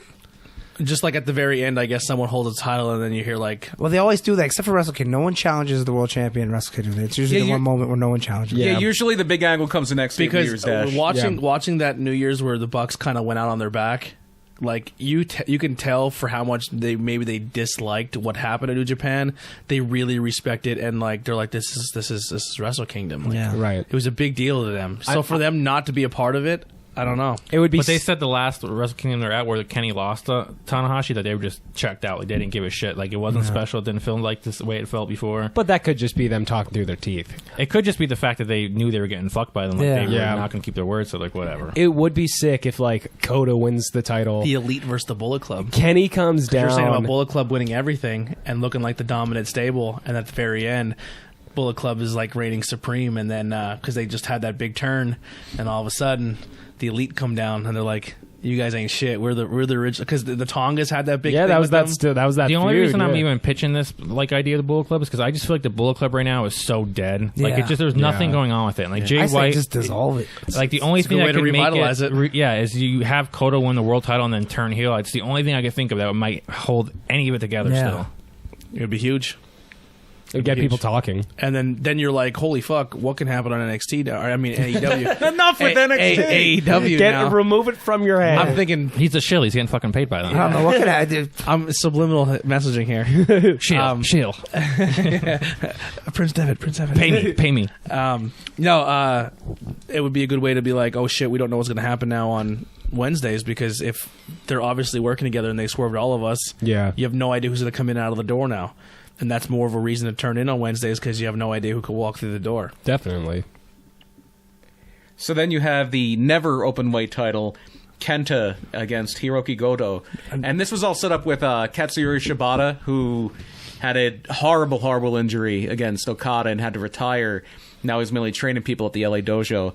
And Goto was his best friend. And there was a beatdown. Kenta joined the Bullet Club, and he beat up Shibata. And so this is basically Goto coming out. It was the for- first time Shibata did anything physical since Yeah. his injury. So I think this was the most strong style of the matches. Oh, yeah. Yeah. all for sure. weekend. They're gonna beat the shit out of This each one's going to be pretty good. They're going to pummel each other. Oh, yeah. Yeah. Oh, yeah. And I think Goto gets the win. I think so too. I don't know. I think he needs something, but I don't know. I think they're big on Ken. I think Ken keeps it.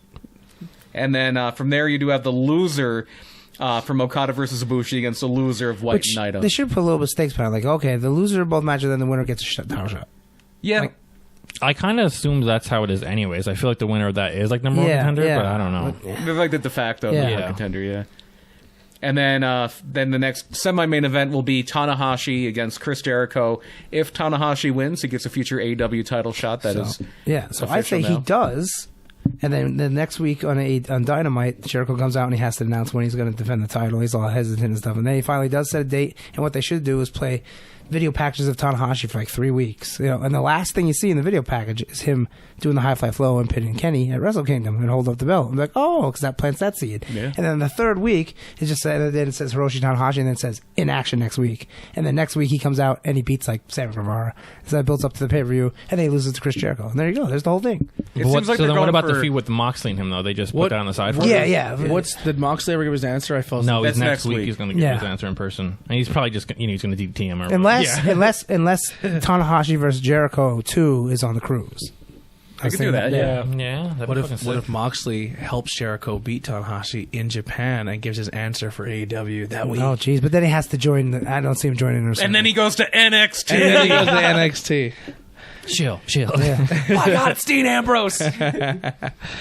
Yeah. Next week on the podcast, welcome to Tornado Tag NXT. Yeah. WD's paying our fucking bills now. Fuck you. NXT TTP. AEW sucks. My next hat I wear is gonna have like the NXT championship on it. That'd be cool. I'm wearing the women's champion today.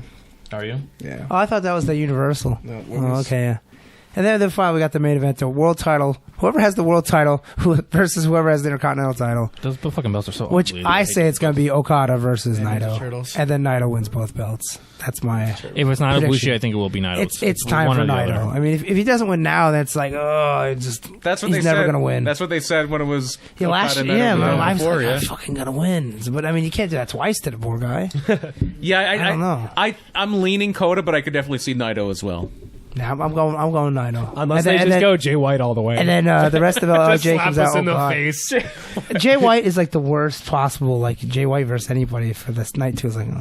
Yeah, he's definitely. And losing Okada Naito. doesn't need it. Like, No. I think it's got to be either Naito. See, or I say, Okada loses, Naito gets both belts, and then like he does it for like a month, and he says, I don't want to carry both anymore. He vacates the Intercontinental. They have a tournament. Okada wins the Intercontinental, keeps that, wins the G1, then he gets the title shot next WrestleMania or Wrestle Kingdom. There you go. WrestleMania. Yeah. next takeover. So NXT, you're saying? NXT. See. Then Adam Cole comes out and beats up everybody because he's the best. he is just the him and the best. Undisputed Era just super kick everyone. So I don't know. I'm looking forward to it. Young Bucks like infringement. So to stay on the topic of Wrestle Kingdom. Hey now. This week's topic, Brian. Yeah, so we're going to be talking not just about Wrestle Kingdom, but about the history of wrestling, primarily New Japan wrestling at the Tokyo Dome. I'm excited to learn stuff tonight. So you may hear, this is going to be fun. So the Tokyo Dome itself was built between 1985 and 1988, and it was built to replace Karakin Stadium. Now you might not know this one, Tony, but there's Karakin Hall, which is where New Year's Dash is. It's like basically the ECW arena of Japan. Is that where what's his name? Not Deshaun Pratt. Yes. Evander James. Evander James wrestled, and you were like, I would love to be there. Yeah, Corkin Hall. Yeah. Yeah, Karakin Hall is like the Tokyo Dome is where you put your big events, but Karakin Hall is like the. It's like the the arena. wrestlers. It's across the street. Yeah, I said it's like the ECW arena because it's a smaller building, but it's really the Madison Square Garden of Japan. Yeah. It's that destination place. And Tokyo Dome has been called the Egg Dome or just the Big Egg because its roof resembled an eggshell. Mm-hmm. And it formally opened on March 17th, 1988, and less than a week later, Mick Jagger became the first non-Japanese performer to use the venue. He had a big concert there. He's a man. That was days in before it opened. 1913. Yeah. Was it Mick Jagger or was it the Rolling Stones? I think it was just Mick Jagger. Wow. And the primary function of the Tokyo Dome is the home stadium of the Yomiuri Giants, the 22-time champions of Nippon professional baseball. And the first That league's great. Yeah, That league is so Baseball entertaining. is very big. it's huge there. Yes. In fact, Giant Baba, who is one of the most famous Japanese wrestlers ever, was a baseball player first. Yeah, and that's kind of why he was famous, because his wrestling was the shits. To be honest. And Could you imagine if like Derek Jeter became a wrestler? Yeah. And he Everyone's was like, beloved. "Oh fuck, it's Derek Jeter." And he's like the This Rock would've been Lawrence. like we all just act like he's great because. you Well, know. Lawrence Taylor's an exception there. He This could would've been do like anything at that period. this would have been like if Randy Johnson would have became a wrestler, because Yeah, Bob was just but a I big feel like dude. I feel like even though it's America's pastime, football is bigger in America than for baseball. sure, for sure. So like, That's why I said Lawrence Taylor. Well, you used to have it. Like, you used to have it a lot. Like, Wahoo McDaniel played for the New York Jets. Ernie Ladd was a football player. Used to have a lot of it. Brock Lesnar. I can see Tony. Not I as can see high Tony's up, wheel but- spinning in his head. He's like, "How the fuck do I pretend to get Lawrence Taylor in NXT somehow?" And then the next, Mojo Rawley, next sentence- football NXT. I fucking hate Mojo. He's terrible. Yeah, he's terrible. Taylor versus Mojo Rawley is Oh. a dream match I never knew I needed. Joe Theismann runs in, sees Lawrence Taylor, runs back out. Breaks his fucking No, leg he on the way comes, out. he comes in with a pipe and Nancy Kerrigan's him. They get what's his name? Art Donovan does commentary. How much does this guy weigh? Lawrence Taylor's like, my leg, he hit me with a pipe. Joe Theismann's like, And you thought Hell in a Cell was bad. Yeah, fuck. it's better than that. It's better. Bro, I got a great plan for Joe Better than Theismann. that, he goes. And so yeah, and actually the manager for the first season the Giants played at the Tokyo Dome, probably the most famous Japanese baseball player ever up until that point, Sadaharu Oh, who was like the legendary Japanese hitter, and then before like all the Japanese players like Ichiro and all came over to the States, he was like a major guy. Why can't I And think of the Angels player right now? Otani. Yeah, he's great. Not to be confused with Otani. That would be Yeah, in, the, Shinji in, the, Jr. in the Liger retirement match. That's actually one and the same. They're the same guy. So the Dome has, and they've had a ton of like baseball games. They used to do preseason games there for the NFL. Pride MMA during MMA's big heyday in Japan. Pride was a shit. I love it. It's also the building where Mike Tyson lost the world title to James Buster Douglas. That's the Tokyo Oh, wow. Dome. The first wrestling event at the Tokyo Dome happened on April 24th, 1989. On my birthday, I was about There 7. There was a one-night 8-man tournament for the IWGP title, and you had Big Van Vader, that guy we've covered. He beat Masahiro Chono it's on that side. and the previous champion, Tatsumi Fujinami. I'm blind as fuck. I can't read that little writing. He's not on this side.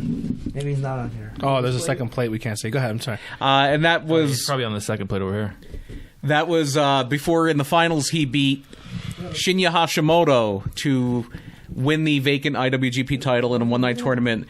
That night you also had Antonio Inoki lose the World Martial Arts title, which was actually the WWF World Martial Arts title, which they somehow were able to use for a while. He lost that to a former judo gold medalist. I'm gonna butcher this name. Shota, it's a Russian name. Shota Chochiashvili, I believe is how you would say that. I mean, I would never said it, but that looked good to me. And this event was also the first ever appearance in that persona of Jushin Liger. Not yet Thunder, just Jushin Liger. I would say Chochiashvili. There you go. What he You got the said. accent there. Yeah. Sound like Max Bolton. That November, That November, Akira Maeda's UWF became the second promotion to run the Dome, with Maeda beating Willie Wilhelm in the main event. Willie Wilhelm. No idea there. Probably just some kickboxer. Yeah. Just some bitch. And then while New Japan would continue to run Tokyo Dome shows sporadically over the next few years, they ran a card on January 4th for the first time in 1992 in a show that featured heavy involvement from WCW, with whom they had a long-standing working agreement. The first January 4th show, some of which was shown a couple months later, and I remember getting one of these when I was a kid, on American pay-per-view, was the WCW Japan Super Show Oh, shit, I'd like to. that had Sting in the Great Muta beating the Steiner brothers. Wow. Lex Luger defended the WCW World title successfully against Masahiro Chono, and in the main event, Riki Choshu beat Tatsumi Fujinami for the IWGP title. Tatsumi Fujinami is on there. I know he's on there somewhere. I've seen it. 1993, and I'm sure this guy's on the belt many times, but it would feature a title versus title match with Keiji Muto, the reigning IWGP champion, beating Masahiro Chono for Chono's NWA World title. This was right before Muta would lose it, as the Great Muta would lose it to Barry Windham, and this was in WCW Who's the for a while. Ric Flair of the IWGP? Like who has the most title reigns? Tanahashi. Tanahashi. He has 8 now. Yeah. The highest is 8. Yeah. Yeah. Wow. Okay, They a lot of really times- don't. They don't like to fucking. Yeah, really it's longer bounce A around. lot of times you have it for a year or so. Okada had it for 720 some days. Yeah, Okada's had it the longest, like as far as days. He's like the Bruno Sammartino with the title, and that's because he had it one time for All like right, almost. people 2 don't years. get annoyed with me. I'm just terrible with this. Okada's the dude with that everyone freaked out because he put pants on. Yes, the Okay. Rainmaker, All right, thank you. the current reigning. I'm champion. learning. I'm learning. Short haired people. blonde guy. He's the guy wrestled who Marty Scurll. It was Yes. good match. Yes. He's like he's pretty much like a male stripper. Like money comes down Yeah. on him, and he's like, yeah. That's the guy that Jericho put the dog on his head, right? I don't know. Yeah, when he wrestled him, yeah. Yes. Yeah. Yes. Yeah. And then in the main event, no, I lost my place here. Hang on. Sorry. No, that's my bad. 1993 would feature another. Oh yeah, we went Muto beat Chono Chono. Yeah, then Tenryu. Genshiro Tenryu at the time a staple of his own war promotion, which at first was at one point it was Wrestle and Romance was what war stood for, and then it was Wrestle Association R for some reason, and they would bring over a lot. They had actually a working agreement with WWF for a while, and Tenryu and Koji Katal beat Demolition at WrestleMania 7. Wow. And nobody knew who they were. And because It's like every week on AEW when someone shows up, Yeah, you're like, it's who the like- fuck are these guys? and Bobby Heenan kept calling Katal Hantel. So Tenryu beat Riki Choshu from New Japan in the main event. But the next year, in 1994, New Japan boss Antonio Inoki would exact revenge on Tenryu and beat him at the Tokyo Dome. And that also had Shinya Hashimoto beating Chono to retain the IWGP title, and Hulk I Hogan watched that match. beating Tatsumi Fujinami. I watched that one as well. Hulk Hogan's involvement also meant that Brutus Beefcake. Oh, they're both sold on at New the Japan Tokyo World. Dome. The 1995 show was sponsored by the underwear company BVD And they're out of business, right? and Bob Van Dam, yeah. And that featured an odd tournament with wrestlers against other combat sports pros. It was the 4-man BVD Final Countdown tournament where Antonio name. Inoki beat UFC pioneer Gerard Gordeau, who I think fought on UFC 1 Oh wow. or 2. Inoki beat him. Sting, the WCW Sting, not the singer, obviously. He beat The police. yeah, he called the police. Just a castaway. Sting beat a pro kickboxer named Tony Palmore in a legendarily bad match. This is also a New Japan World, and it's awful. He beat Tony Palmore in a match in the other tournament match. So not everything that happens at New Japan is amazing? No. There was a time when it was real downhill around late 90s. Well, when we're like 2002 to like 2000. Oh, yeah, we'll get there. It gets bad. And then in the main event, and then Inoki beat Sting in the finals there. And in the main event there, IWGP champion Shinya Hashimoto beat Kensuke Sasaki. That was great. I probably watched that match as well. And around this time, and this is again when Eric Bischoff was in Power control Warrior. of WCW. Around this time, there's another promotion in Japan that was huge, and they did a very almost was like worked MMA. It was called UWFI, and they had an interpromotional feud because New Japan kind of wound up absorbing it eventually, where they did New Japan against UWFI, which was kind of the spark that gave Eric Bischoff the idea for the NWO. And in 1996, the theme was New Japan versus UWFI, and they had a series. And New Japan won the series 2-1, but UWFI won the big match. Their champion Nobuhiko Takada beat Keiji Muto, who was the IWGP champion, for the title in the main event. And then you have, just around this time, New Japan is being dominated by a group, and they're not an official group, but they were called the Three Musketeers. It was Keiji Muto, Masahiro Chono, and Shinya Hashimoto. They were all trained at the same time. They were all, I think they all started like 1984, and they were like just the core of New Japan. It was like Steve Austin and Rock and Mankind. Pretty much, yeah. And they continued their dominance in the 1997 show with Hashimoto beating Riki Choshu in the main event. And they tried to do the interpromotional thing again, but All Japan wasn't going to work with them. All Japan's doing their own thing. All Japan's huge. And UWFI is dead. So they worked with Big Japan, which is still around. They're like a garbage promotion. Yeah. They do like deathmatch wrestling. And they did a series at New CCW. Pretty much, yeah. They worked with CZW a whole lot. XPW. I think they worked more with CZW. They were like basically the little brother of FMW at this Yeah. point. They were the XPW to FMW ZCW. Yikes. And but this is how Yoshihiro Tajiri winds up at the Tokyo Dome for the first time as a Big Japan representative. But New Japan wins the series 3-1. And this show has the first and only appearance of the man on Tony's shirt right now, Chris Jericho, as Super Liger, in an ill-fated match that kind of just killed that gimmick You before don't it have even to started. go back and watch that one. It's one of those reasons that Jericho always says he has a curse where his first match in any promotion is bad. Yeah. But that got broken in AEW. Kensuke Sasaki struck back against the Musketeers in 1998, retaining the IWGP title against Keiji Muto. The show also featured the legendary Riki Choshu's retirement matches. He did a thing where he had 5 matches in one night, and they're all like 3 or 4 minutes long. And he beat Fujita, he beat Yutaka Yoshi, he beat Tatsuhito Takiyawa, and Who is also wrestling Wrestle Kingdom. Yeah. Just Liger's in retirement. and he beat Liger. And the only person he lost to was Takashi Iizuka, who just retired last year, who was the Iron Claw. yeah, they ran and he just had this claw, and He's still in great shape, but wasn't the best wrestler in the last couple of years. which is amazing if you look back at like 1991 and he's wrestling the Steiners in WCW just getting killed. And in 1999, Muto would win the IWGP title from Scott Norton and the legendary team of Tenkozi, Tenzan and Satoshi Kojima. They're also wrestling. They're wrestling in a dark match, yeah. And Kojima's still in fantastic shape. Tenzan's looking old. Is Scott Norton still like? I don't think he wrestles now. I haven't heard anything about Scott Norton. He was in one of those New Japan Rumbles they used to do, wasn't he? Oh, yeah. Was it? Yeah. That was years ago, though. Yeah, he's still in great shape.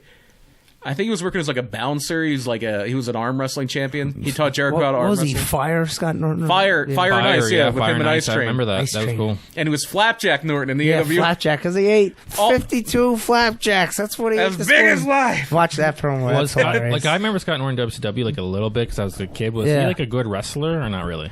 He was a good power wrestler, but he wasn't like an amazing nothing like. worker. Right. You have to go back and watch it.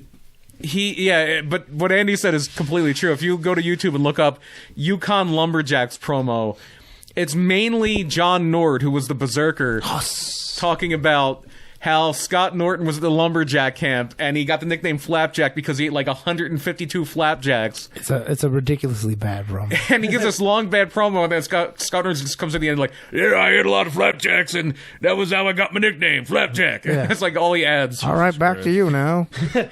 And wasn't it Eric Bischoff that was doing the I interview? think so. Yeah. Oh, it's so bad. And so they Tenkozi beat Tenru and Shiro Koshinaka to win the IWGP Tag Team titles. And this is when New Japan's starting to dip. New Japan's starting to get into a little bit of a slump here. Yeah. And the 2000 show saw a heavy influence from the dying WCW and also from MMA. Now, at this point, it is Wrestle Kingdom. No, not yet? No, not yet. Not by 2000.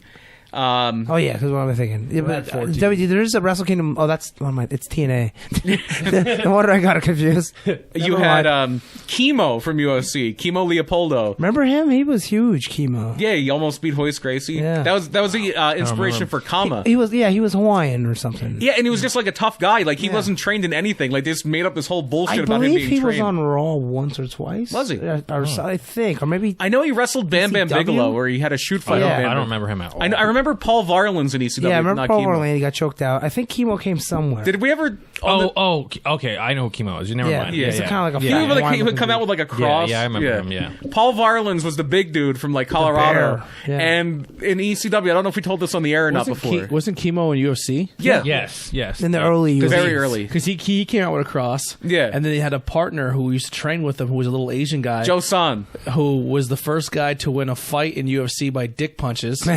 He literally punched a dude in the dick. Well, that's back when there was no rules. Yeah. Joe San was a. And then Which he they murdered actually, somebody. that's not even Yeah. true. They actually had, the only rule they ever had when they first started was no eye gouging. Oh, or okay, fish yeah. hooking. Rip their eyes I don't out. think Yeah, it or was fish No hooking. eye gouging, no fish hooking, no Yeah. rabbit punches. And I don't think he could pull hair either. Or pressure points. Yeah. Yeah.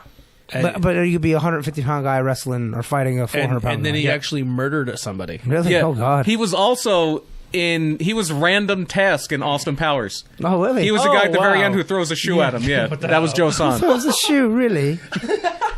I used to love those movies as a kid, and then I tried rewatching them like 4 or 5 I still years love ago. them. Really? I still love them. I haven't watched them since they're out, but I liked them then. Like Adam Sandler, like all his movies when I was a kid, I still can watch them now. I still love them. But Mike Myers, his movies don't hold Really? up for me. I don't still know like why. Happy Gilmore. That's the only one, really. I like Uncut Gems is really, really, I really, heard it's really, watching. I really, gotta watch really it. good. I just watched it last night. It is Fucking fantastic. Will Ferrell in Austin Powers is my favorite. He's like, The bone is protruding through the skin. I will never tell you. Tell me. Never. Tell me. Okay, I'll tell you. What? I can never barely remember that. I can never be asked a question 3 times. I always break after the second. He's like, do you really make me have to ask you twice? Fuck you. Who is it? Fuck you. That's 3. Who's number 2? He's like, no, you changed the question the 3rd time, which is resets the previous In question. a new line of questioning. Okay, now I remember. And then he falls off the cliff. He's like, somebody. The first Austin Powers was really good. Yeah, I like 1 was very good. 2 still good. 3 was kind of. Yeah. It's beginning to smell like almonds. Let me get up and I check. like that Tony fucking has this whole movie memorized and shit. When's the last time you seen that? Like 10 years ago. Oh, But yeah, They're all on Netflix now. Is it? Yep. the early ECW guy, or the early UFC guy that was in ECW was Paul Varlins, and he's the one that lost to Taz. All right, see you guys. See you later. See you, Tyler. Nice to meet you, brother. Yeah. He was the he was the one that lost to Taz, and the way they got him to apparently this is the way the story goes by her. The way they got him to agree to lose to Taz was they had Missy Hyatt agree to give him favors if he would lose to lose to Taz. So he's getting handies. No, hold on. Mouthies, yeah. Mouthies. Mouthies. He fucks. Mouth hugs. There you go. Yeah, she would give him a nice big mouth hug if he would lose to Paul Varlins. But I would do anything for a mouth hug if it was a good one. and this is when Missy Hyatt was still like prime Missy Hyatt yeah. too. Like this is a mouth hug you would want. And he comes back and he comes to collect, and she's like, I don't fuck jabroni. So like Yeah. walks away. Yeah, Conrad and somebody just talked about that. It was fantastic. She called him would a always jabroni. tell the story. Yeah, she called him a jabroni because he lost a Taz. That's neither here nor there with the Tokyo Dome. Kimo wrestled Kazuki Fujita. Scott Norton wrestled Don Fry, who was the guy with the big mustache. Yeah. Also the UFC. Predator. Yeah, Rick Steiner wrestled Randy Savage and won. Japan. That Yeah. is on New Japan Network. Wow. Our world. Chris Benoit. This is right before. This is right before he's jumping to WWF. He came back as Wild Pegasus, which is what he wrestled as a junior there, and lost to Hiroshi Tenzan. And Masahiro Chono in one of the main matches beat Keiji Muto, and because he beat Muto's NWO Japan, which Chono had been a part of previously, had to disband. It's really crazy how many guys looking like every time we do research for somebody, like we did Owen Hart and we did this, and like so many guys their early career started in Japan. Yeah, like guys used to move around a lot more, especially the smaller guys, because guys like Benoit and Owen Hart, before like Bret Hart really... We were talking about Eddie Guerrero as Black Tiger, yeah. Before Bret Hart and Shawn Michaels really broke through that barrier and made it okay for a smaller guy to be a big star, especially in WWF, you had to go to Japan or Mexico or somewhere like that to kind of make your name if you were a smaller guy. Yeah. And then in the main event of that 2000 show, Kensuke Sasaki won the IWGP title again from Junichiro Tenryu. 2001 was another IWGP title tournament, and Sasaki again won the title. He beat Toshiaki Kawada. And 2002, they did another cross-promotional thing, was Pro Wrestling Noah, which was a big thing. It kind of split off from All Japan when Baba died. Yeah. And Jun Akiyama, who was a GHC champion at the time, successfully defended against New Japan's Yuji Nagata in the main event. And Nagata, in the main event in 2003, would successfully defend the IWGP title against Josh Barnett. Another mixed martial arts legend. Yeah, and a hell of a pro wrestler, too, if you've ever seen him wrestle a... Bloodsport, right? Bloodsport. He did... K1 would do, like, wrestling matches on some of the shows. I want Josh Barnett and Frank Mir in a Bloodsport match. Frank Mir, is he still, like, doing some pro wrestling? Is he still training with I think he's, Lesnar? like, trying to take it even more. Yeah. He's trying to now call out Lesnar. He wants to do a match with Lesnar. Okay. Yeah, I can see there's probably big money in that. But yeah, Josh Barnett is at high level as far as like MMA guys who do pro wrestling. I did watch the Josh Barnett match against some Japanese dude. It was awesome. Was it the Bloodsport match with no ropes? Yeah, and he was bald. The Japanese dude was bald with like little bits of hair. I think so. Yeah, it's Minoru Suzuki. Yeah. It was awesome. It was. Was he a crazy guy? He just wore Short black tights. just black ties. Yeah, boots. that's Minoru. Suzuki. Minoru Suzuki's a bad man. He's the best. I think Barnett won too. Didn't he? Yeah, they did the thing where there was like some extra time, and then I think, or was it a draw? I think it was a draw. It was a Yeah, draw. it might have been. Yeah, it was awesome though. Probably Barnett didn't want to win. Yeah, there's so much respect for Minoru that he probably didn't want to win it. And then that show did have a huge drop in ticket sales, though, and New Japan's kind of in a bad way. Also, Josh Barnett really good in commentary. Yeah, I liked him on the Access show. Rest in peace. Yeah. was ready to kill Jay White after that spot. Yeah. Yeah, they did a suplex and he broke JR's ribs, and Josh Barnett was really gonna. That was great. Yeah. And This whole time was when New Japan was like not selling so many tickets, and they figured, well, the way to fix that is MMA's popular, so we'll just influence the both, and people didn't want that. And Inoki always, this is when Inoki And it was still like very running like work shoot for New Japan. It's like, but then some guy came along in a little bit to help him out. Yeah. Well, one guy that came along earlier and then he kind of left and came back. Yeah. Shinsuke Nakamura emerged on the scene shortly after this, and in 2004 unified the IWGP and NWF titles by beating Yoshihiro Takayama, who was also a MMA fighter, at the January 4th Tokyo Dome show in 2004. But he's not really Nakamura yet. Yeah, he's not the king. He's not like He's when wearing Michael just Jackson. like regular tights. They have red him and black. But doing MMA stuff. I too. actually, I never watched the match, but I seen on like he has short hair. the rest, like I guess like wins and loss records, that Shinsuke Nakamura had a match against Brock Lesnar in Japan. Yeah, we're getting there. Oh, sorry. And at this point, they had a very short-lived title. It was the IWGP Under 30 title, or the U30 title. It was basically like... It's like a bowling league. Or like soccer. How soccer have like the Under 18 leagues and like England and stuff for Under 21. So Tanahashi retained the Under 30 title in that show as well. And then in 2005, Nakamura beat Tanahashi for the Under 30 title. And there was also a submissions-only tournament because they're full-blown into this whole MMA thing by 2005. So Nakamura beats Tanahashi for the Under 30 title, and they have an eight-person tournament where you can only win by submission. It's won by a guy named Ron Waterman, who kind of looked like Scott Steiner. He was another guy who was in UFC, kind of like in the dark ages of UFC when nobody really watched it. And, yeah, he won that tournament. And this is also notable because the 2005 show is the last one with Antonio Inoki as the owner of New Japan. Yeah. So then the MMA stuff goes out the window. And New Japan is now owned by, at this point, Ukes, who up until this past year were making the WWE wrestling games for the PlayStation and Xbox. Yeah, That wasn't there in No Mercy. There was a Uke man. that was Aki. Aki made the N64 the games, N64, where Ukes made WCW vs. the World for PlayStation. Well, then 1. there was a Ukes guy. He looked like a superhero. That was Aki Man. it was Aki AKI. Yeah. He's Yeah. like wasn't blue, Ukes. white, and Oh, red. you're right. AKI. He looks like Pepsi Man. Yes. Or you could do his alternate outfit and he would be THQ Man. Yeah. Yeah. But no, Ukes made the SmackDown games, like SmackDown Just Bring It. Yeah. Originally, they were just doing the PlayStation games. And then, Well, more on that next week. Yeah, we'll get into that more next week. But long story short, Ukes is a video game developer from Japan, and they owned New Japan starting in 2005. And the first Dome show, the Ukes era, saw Brock Lesnar beat Shinsuke Nakamura to retain the IWGP title, but he would soon leave New Japan afterward without dropping it. In 2007, the Typical Lesnar. pretty much. The January 4th show bore the name Wrestle Kingdom for the first time. So in 2007, we have Wrestle Kingdom 1. And we also saw... Wasn't there some controversy because Lesnar never gave him the belt back? Even more than that, it's because It wasn't this belt yet.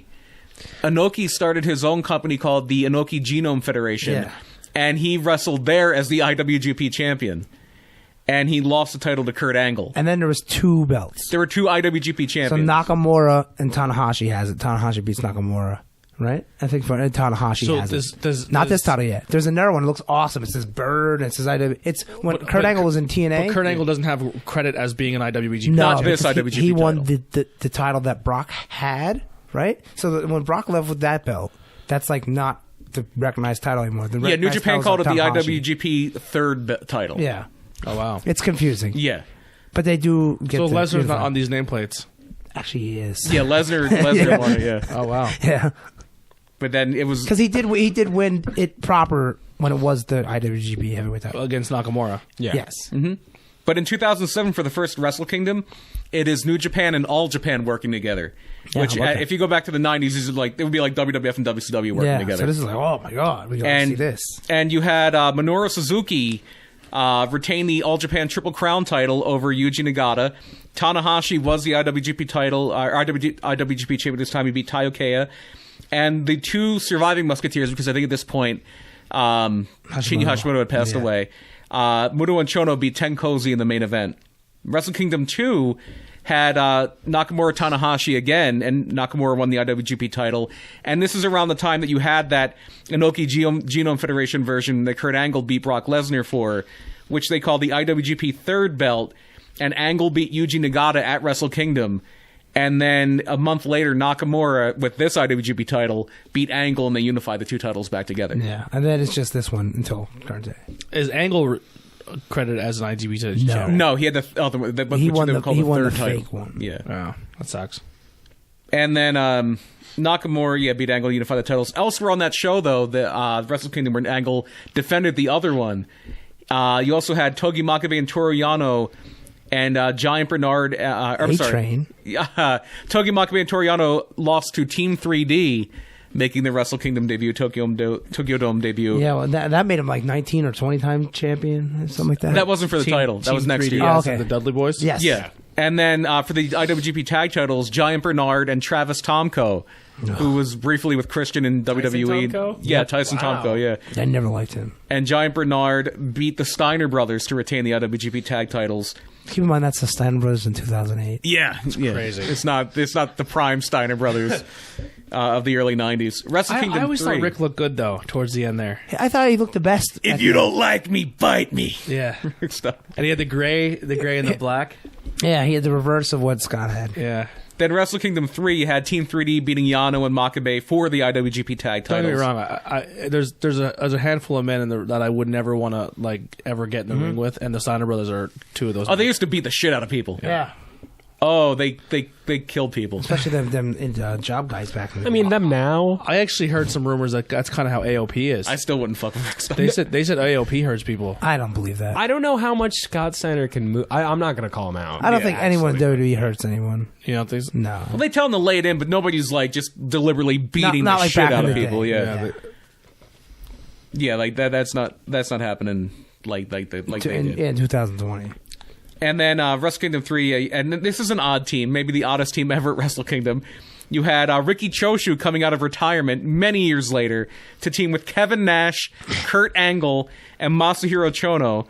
And they beat Carl Anderson, Giant Bernard, Tomohiro Ishii, and Takashi Iizuka. It's just a weird mix for both teams. And then you have the main event where Tanahashi takes that mantle as the ace, as the man in New Japan by Rainmaker. Oh. Tanahashi. Tanahashi's Air this guitar guy. High Fly Flow. Yeah. No idea who that is. Hold on. The guy wrestling Jericho at Wrestle Kingdom. Okay. I don't know what he looks like, but I'll just go with that. He's basically the Japanese. Okay. Yeah. Okay, yeah, I know who that is. He's I've- John I've- Cena, but much better. I've seen him. Now, I would make an argument that Cena isn't that bad. Yeah, but he's not as good as He's no Tanahashi. Tanahashi. Okay, but the way you made it seem like John Cena can't wrestle. And they credit Cena's a Tanahashi. personality with a great body. No, he So got is Tanahashi.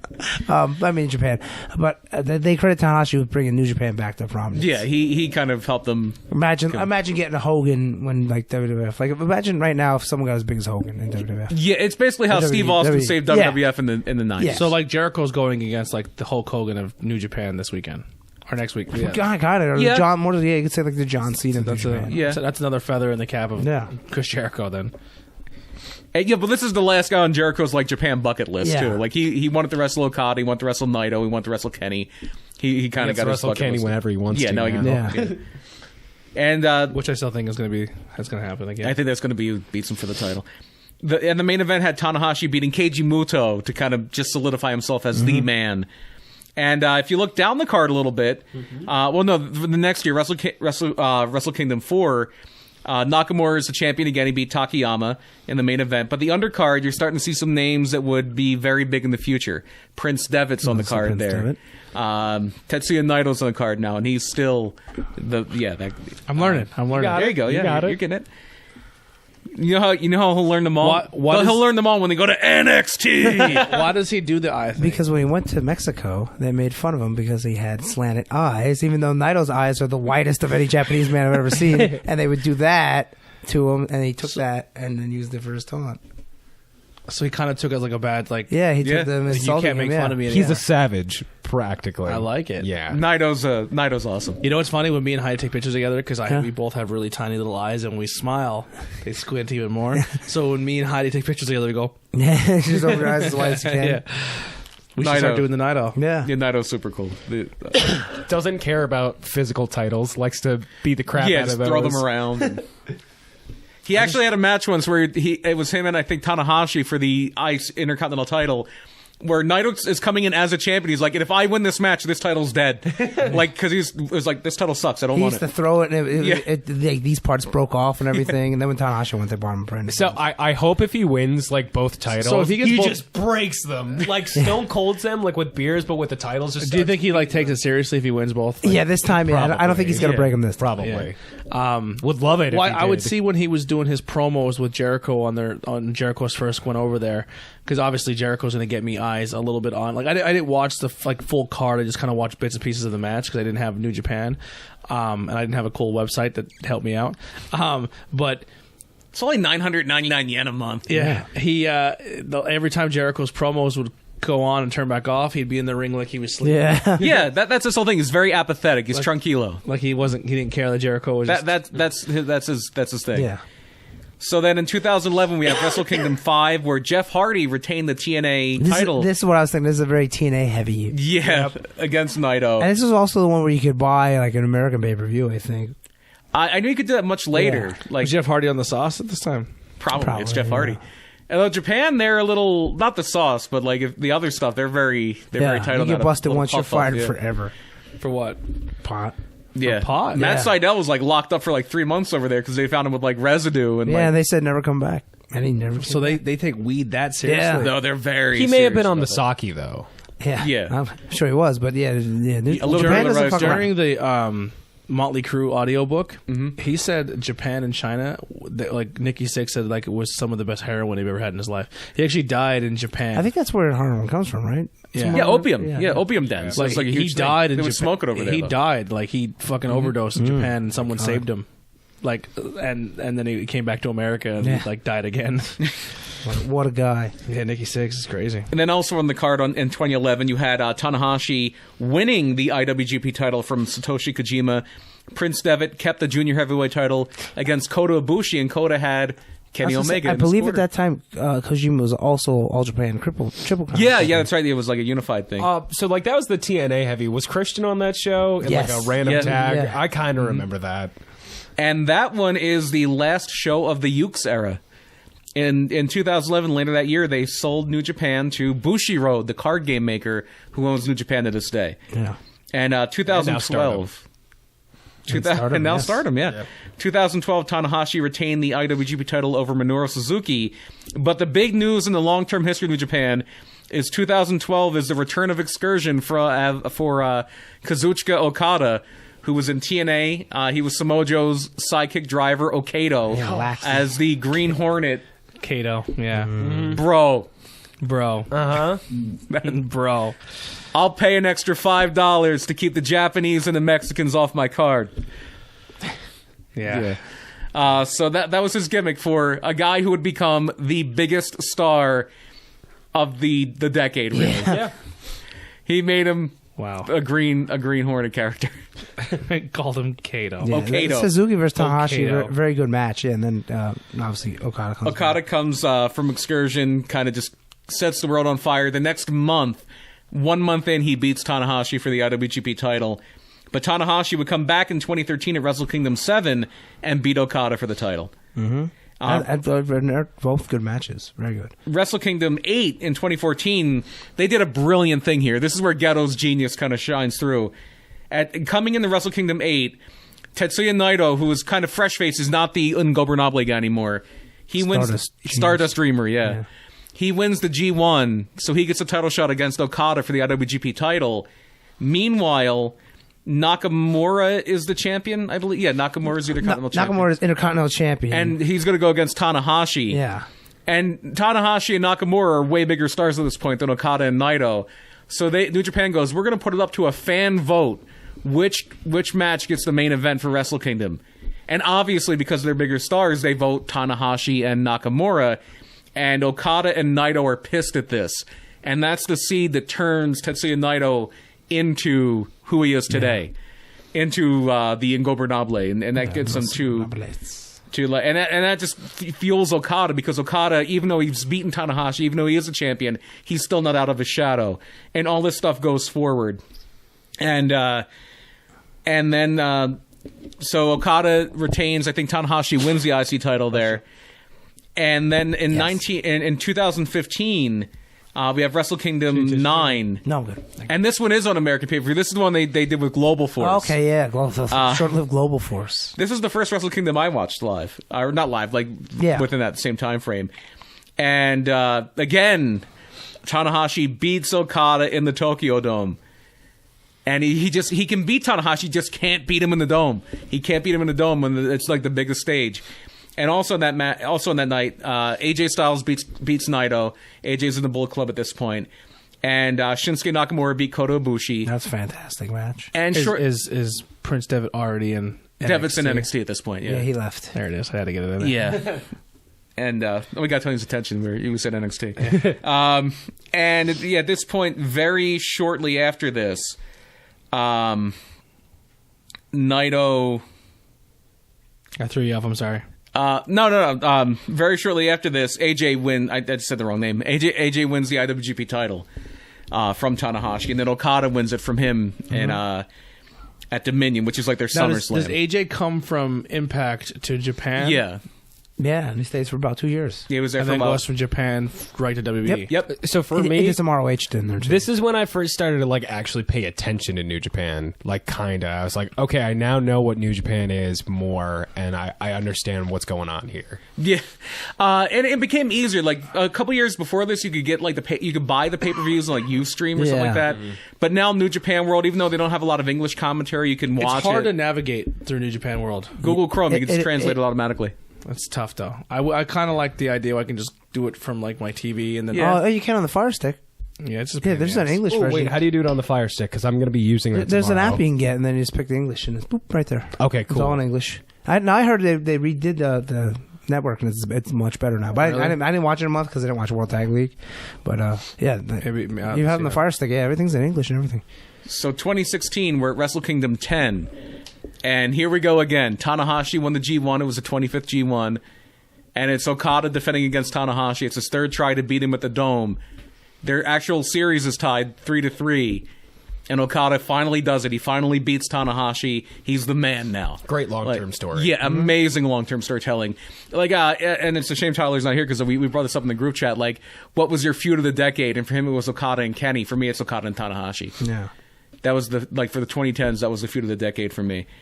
And lower down the card, Nakamura defends the Intercontinental title against AJ Styles, but they're both gone like right after this. Yeah. They both go to WWE like shortly after this. The next night, Did Nakamura he leaves and goes NXT for a while? Yeah. and then AJ comes up a couple Goes months right to Royal later Rumble. and goes right to main roster Royal yeah, Rumble. Yeah. like AJ lost to Nakamura in this match, and then a few weeks later he's in the Royal Rumble. Because they did. I mean, they're not the greatest at it, but they did a little bit of slow playing it when it came to AJ and Shinsuke, because the first time they met was like a ladder match, and they face to face. Yeah, Money in the Bank. Money in the Bank, and everyone's like, "Here it is." Yeah. Yep. And it wasn't. And then they completely blew that feud. Yeah. So then, fast forward to 2017, Wrestle Kingdom 11.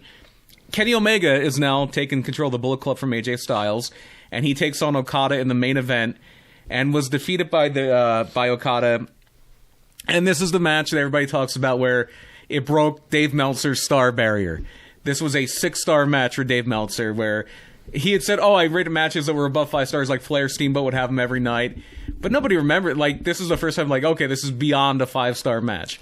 And the Kenny Omega AJ turn, there's a little cool story about it if you check it out on Being the Elite as well, Okay, yeah. where they kind of said like we weren't supposed to go and do everything we did, and we're like, let's go back in and give them the Styles Clash. Like that was all like improv, because they were like, Oh, nice. They kind of grabbed the brass ring.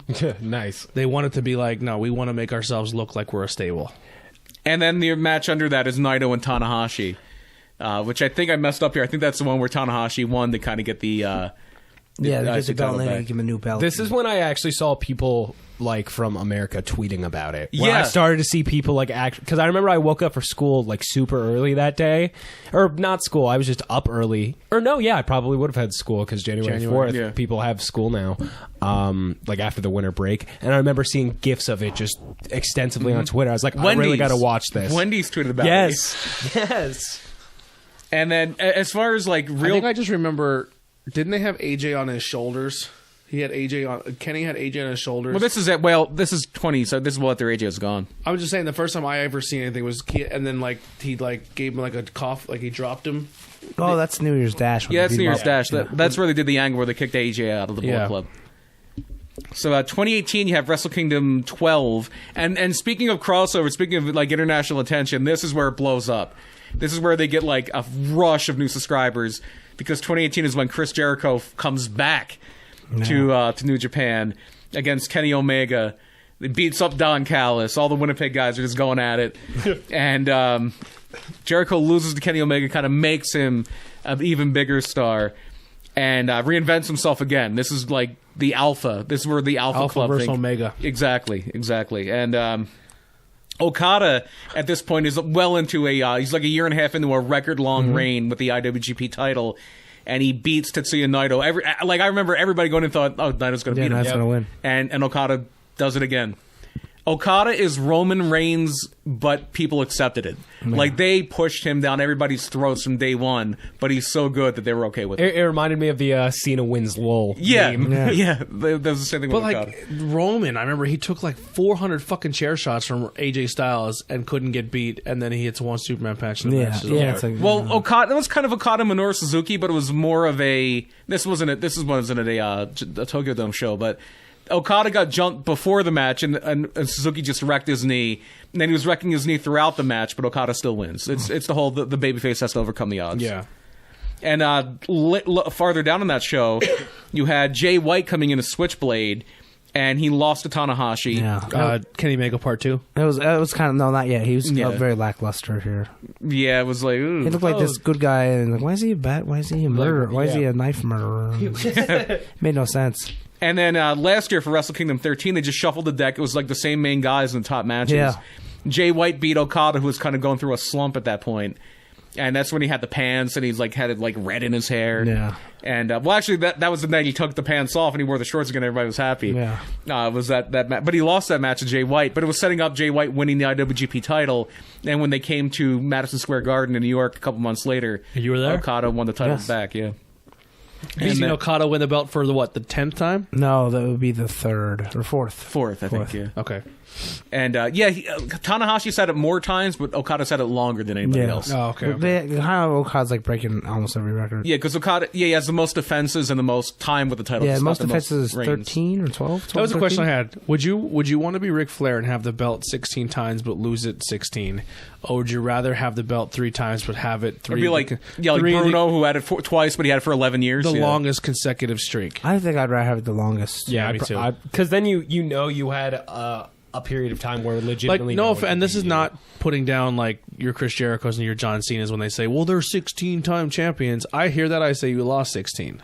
You know what I mean? It's but it's like if you're that's what Flair used to say on his podcast. If you're like, huh? That's what Flair used to say on his podcast. 16 don't mean nothing. It means I lost it 15 times. Yeah, like it's where you have like certain title reigns, so like certain guy like Shawn, Brett, Stone Cold, Undertaker only had it a handful of times. Well, Undertaker never had it long either. Yeah. Longest he ever had was like WrestleMania or SummerSlam. Yeah. No, nobody's like, there's records that are going to be broken. Like somebody will probably win 17 at some point. I know they want Charlotte to do it in the women's division, and that's pretty much it for the she's skyrocketing. That's pretty much it for the Tokyo Dome thing. That was last year's show, but. I really didn't like last year's show. No one's ever going to beat Bruno having the title for 7 years. That's never going to be broken. Backlund's? Now 4. No, 5. Okay. So no one's going to even come if close you're to like that me either. and you Hogan's have no first reign. idea what you're looking forward to this weekend, this is a cool little recap of the history of Wrestle Kingdom and its origins. Great job, man. Good topic. Does anyone have anything they want to do next week? We're doing video games, right? Oh, yeah, it's already happening. So next week, we're going to have the RetroSoft Studio guys call in with the Retromania, and they're going to call in, and then after they're done the call-in, we're going to talk about some of our favorite video games. Wrestling video games. Not just any video games. Would I be able to call in afterwards? Sure. Because I'll be back in Philly. Yeah, we can have you call in. Sweet. And then... so to wrap up tonight, we're go check us out on all social media. If you want to play along with the Pro Wrestling Scorecard, shoot us a message as soon as you can. We have a few codes left. I know your friend likes to play along. Can we just log in? We don't have to put in our code in, right? No. Once you make your account with that code, you're in. Okay. But yeah, so Andy, what do you got to plug? Let's see. I have no shows coming up, but at Cohen Powering, we had a whole Wrestle Kingdom preview show that came out yesterday. Yeah, sounded good. Yeah, so you can listen to that. You're not going to renumber the episodes because you had that one that no, you're just going to pretend it never lost. happened. Yeah, it's a lost episode. What can you do? It's only me talking. So yeah, there's that. I start listening. I'm like, I got to message him right away. Yeah. I was like, dude, it's only you. And there's nothing I could do. I mean, I didn't record them at all because it flew through here, but it recorded. Well, that's what happened once one time with the RetroSoft guy. Yeah. RetroSoft called in and we had a great conversation and no one heard it but us. My computer microphone recorded me, and then he was coming into the board, so nobody recorded the board. So yeah, it happens a lot. You got to be very, very careful with. That's why I like these new boards where I can record right to an SD card. Yeah. I don't even use my laptop no more, so I can't even make that mistake. Yeah. And if I don't hit record on here, it goes right to the camera. Oh, which is good. So Still there's been good. episodes where I haven't gotten the audio, but it went to the camera. I have recorded using I record on my laptop, and I've recorded using the laptop's onboard mic, and it sounded horrible. Yeah. And then we just That's what he redid did the last show episode. that night. Yeah, that's what he did the last episode. Yeah, but luckily my co-host was in the room with me, so it picked up Yeah. somewhat. Yeah. But then we just wound up just redoing the show, so we Yeah. put out 2 versions of the same show. So calling in the powering, go check it out. What do you got? What day does this come out? This comes out tomorrow. Tomorrow. Well, I have a show then the day this comes out in Pittston, PA. Wow. It's us, Blind Choice, and Greater Revival.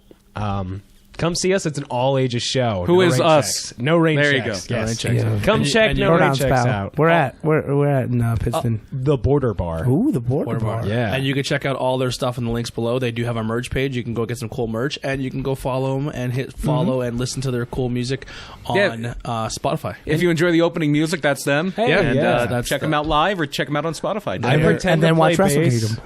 I pretend to play bass, and I wear a bacon costume. Oh wow. And Yeah. they Bacon are- base. They have gotten probably when it comes to upcoming bands in the area, I think you guys had probably a really good 2019.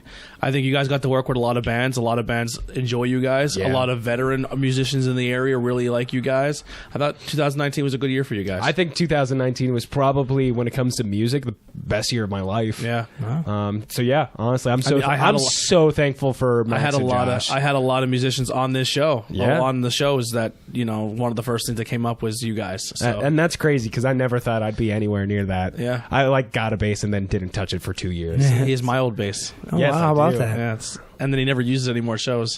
What do you mean? Well, Use the blue one now. Well, maybe we got a better Well, bass. no, I got a new bass now. Oh, Yeah. stay with the red one. I don't know which one's better. Which one's a better make? The red one. It's an LTD. It's beautiful. Really? I like it. I can't- I honestly, I'm not picky. It's whatever is in my bag. I tend to use. Mine is awesome. When and you it's- get your third bass, Yeah. Well, I have 3 now. you do. Yeah, I just got one for Christmas. One of these days, you should resell me back the red one. Ah. When you're at a point where you don't Yeah. like you Sell have for too more, many though. bases. I won't even sell it. I'll just give it back to you. No, I'll buy it off. yeah, sell for more. Make them pay for it. There we go. I'll use that money towards like bass equipment because that's what I need. Now. Yeah. But yeah, Brian. Murder My Dude Season 3 premieres a week from, when we're recording this. It'll be the 9th, Thursday the 9th. Black Dahlia is the next topic. That's Not the that's been band. used a lot. Yeah, Black yeah, Dahlia. it's a very famous There's case. an Anthrax song, and then Black Dahlia Murder named them their band after that. A woman found literally cut in half in Los Angeles in the late 1940s. Still unsolved to this day, and we'll get into that. If you ever, I think I mentioned this maybe last week. If you ever played L.A. Noire, they kind of allude to it. The video game L.A. Noire, it's one of the most famous shows. And the first season of American Horror Story had a Black Dahlia hint to it as and well. there's just a show on TNT that had something about it. So that's what we're covering. But Oh, is it AEW? yeah, I think that's Yes. I think that's Brandy Rose's gimmick now. She's Yeah. Black Dahlia. She's gonna cut somebody in half. There we go. That's why they always have the knife. Yeah. It's gonna get a bigger one. But yeah, that's and then Tyler would pretty much say go check out All Things Pro Wrestling, All Out Things of the- Wrestling on All Things Facebook, yeah. All Things Wrestling, Out of the Box Wrestling, and House of Glory, Ring of Glory. Ring of Glory, House of Glory. House of Glory. Yeah, Ring of Yeah. Glory was Hog. that Christian Hog. thing. Hog. House Yeah. of House of Yeah. Hog, You know, House of Glory. You can check out Ring of Glory if you want to, and there's Bro. one pay per view. check out Praise the Lord, Yeah. bro. check out all wrestling. But yeah, you'll we'll see you guys next week. Yeah, That'll Wrestle do it. Kingdom 14, New Japan World. And we'll find out. Yeah, listen, January Brian, 4th. you got to hold up. I mean, I'm not gonna do it. You need to have a big week this week too. You guys are the Japan guys, so like you need to go in there for TTP and hold the record. Like we're all competing against each other, but we need to like stay in the top 3. Yeah, we need to continue to dominate. Yeah, the I honestly Cross didn't world. expect it on that last pay-per-view. We did so well. Yeah, we Like, were up there for a while. and then I finished second. Yeah, you came out of nowhere Yeah. like an RKO. Yeah, it was so, dude. If you are a pro wrestling fan, I'm telling you, this Pro Wrestling Scorecard is so much fun. You got to do it. It really is. It's a good time, and they're super cool people. Maybe we'll have those guys call in soon There you go. and give us the history of how they started that, because it's like a super simple idea that you're like, who doesn't? It's so much fun. Yeah, it's so much fun. But that'll do it. If you like fantasy football, it's just like that for wrestling. Yeah, basically. it's fantasy football for wrestling. It's exactly the best way to do it. So here it is. Here's some No Rain checks, and go check them out tomorrow night.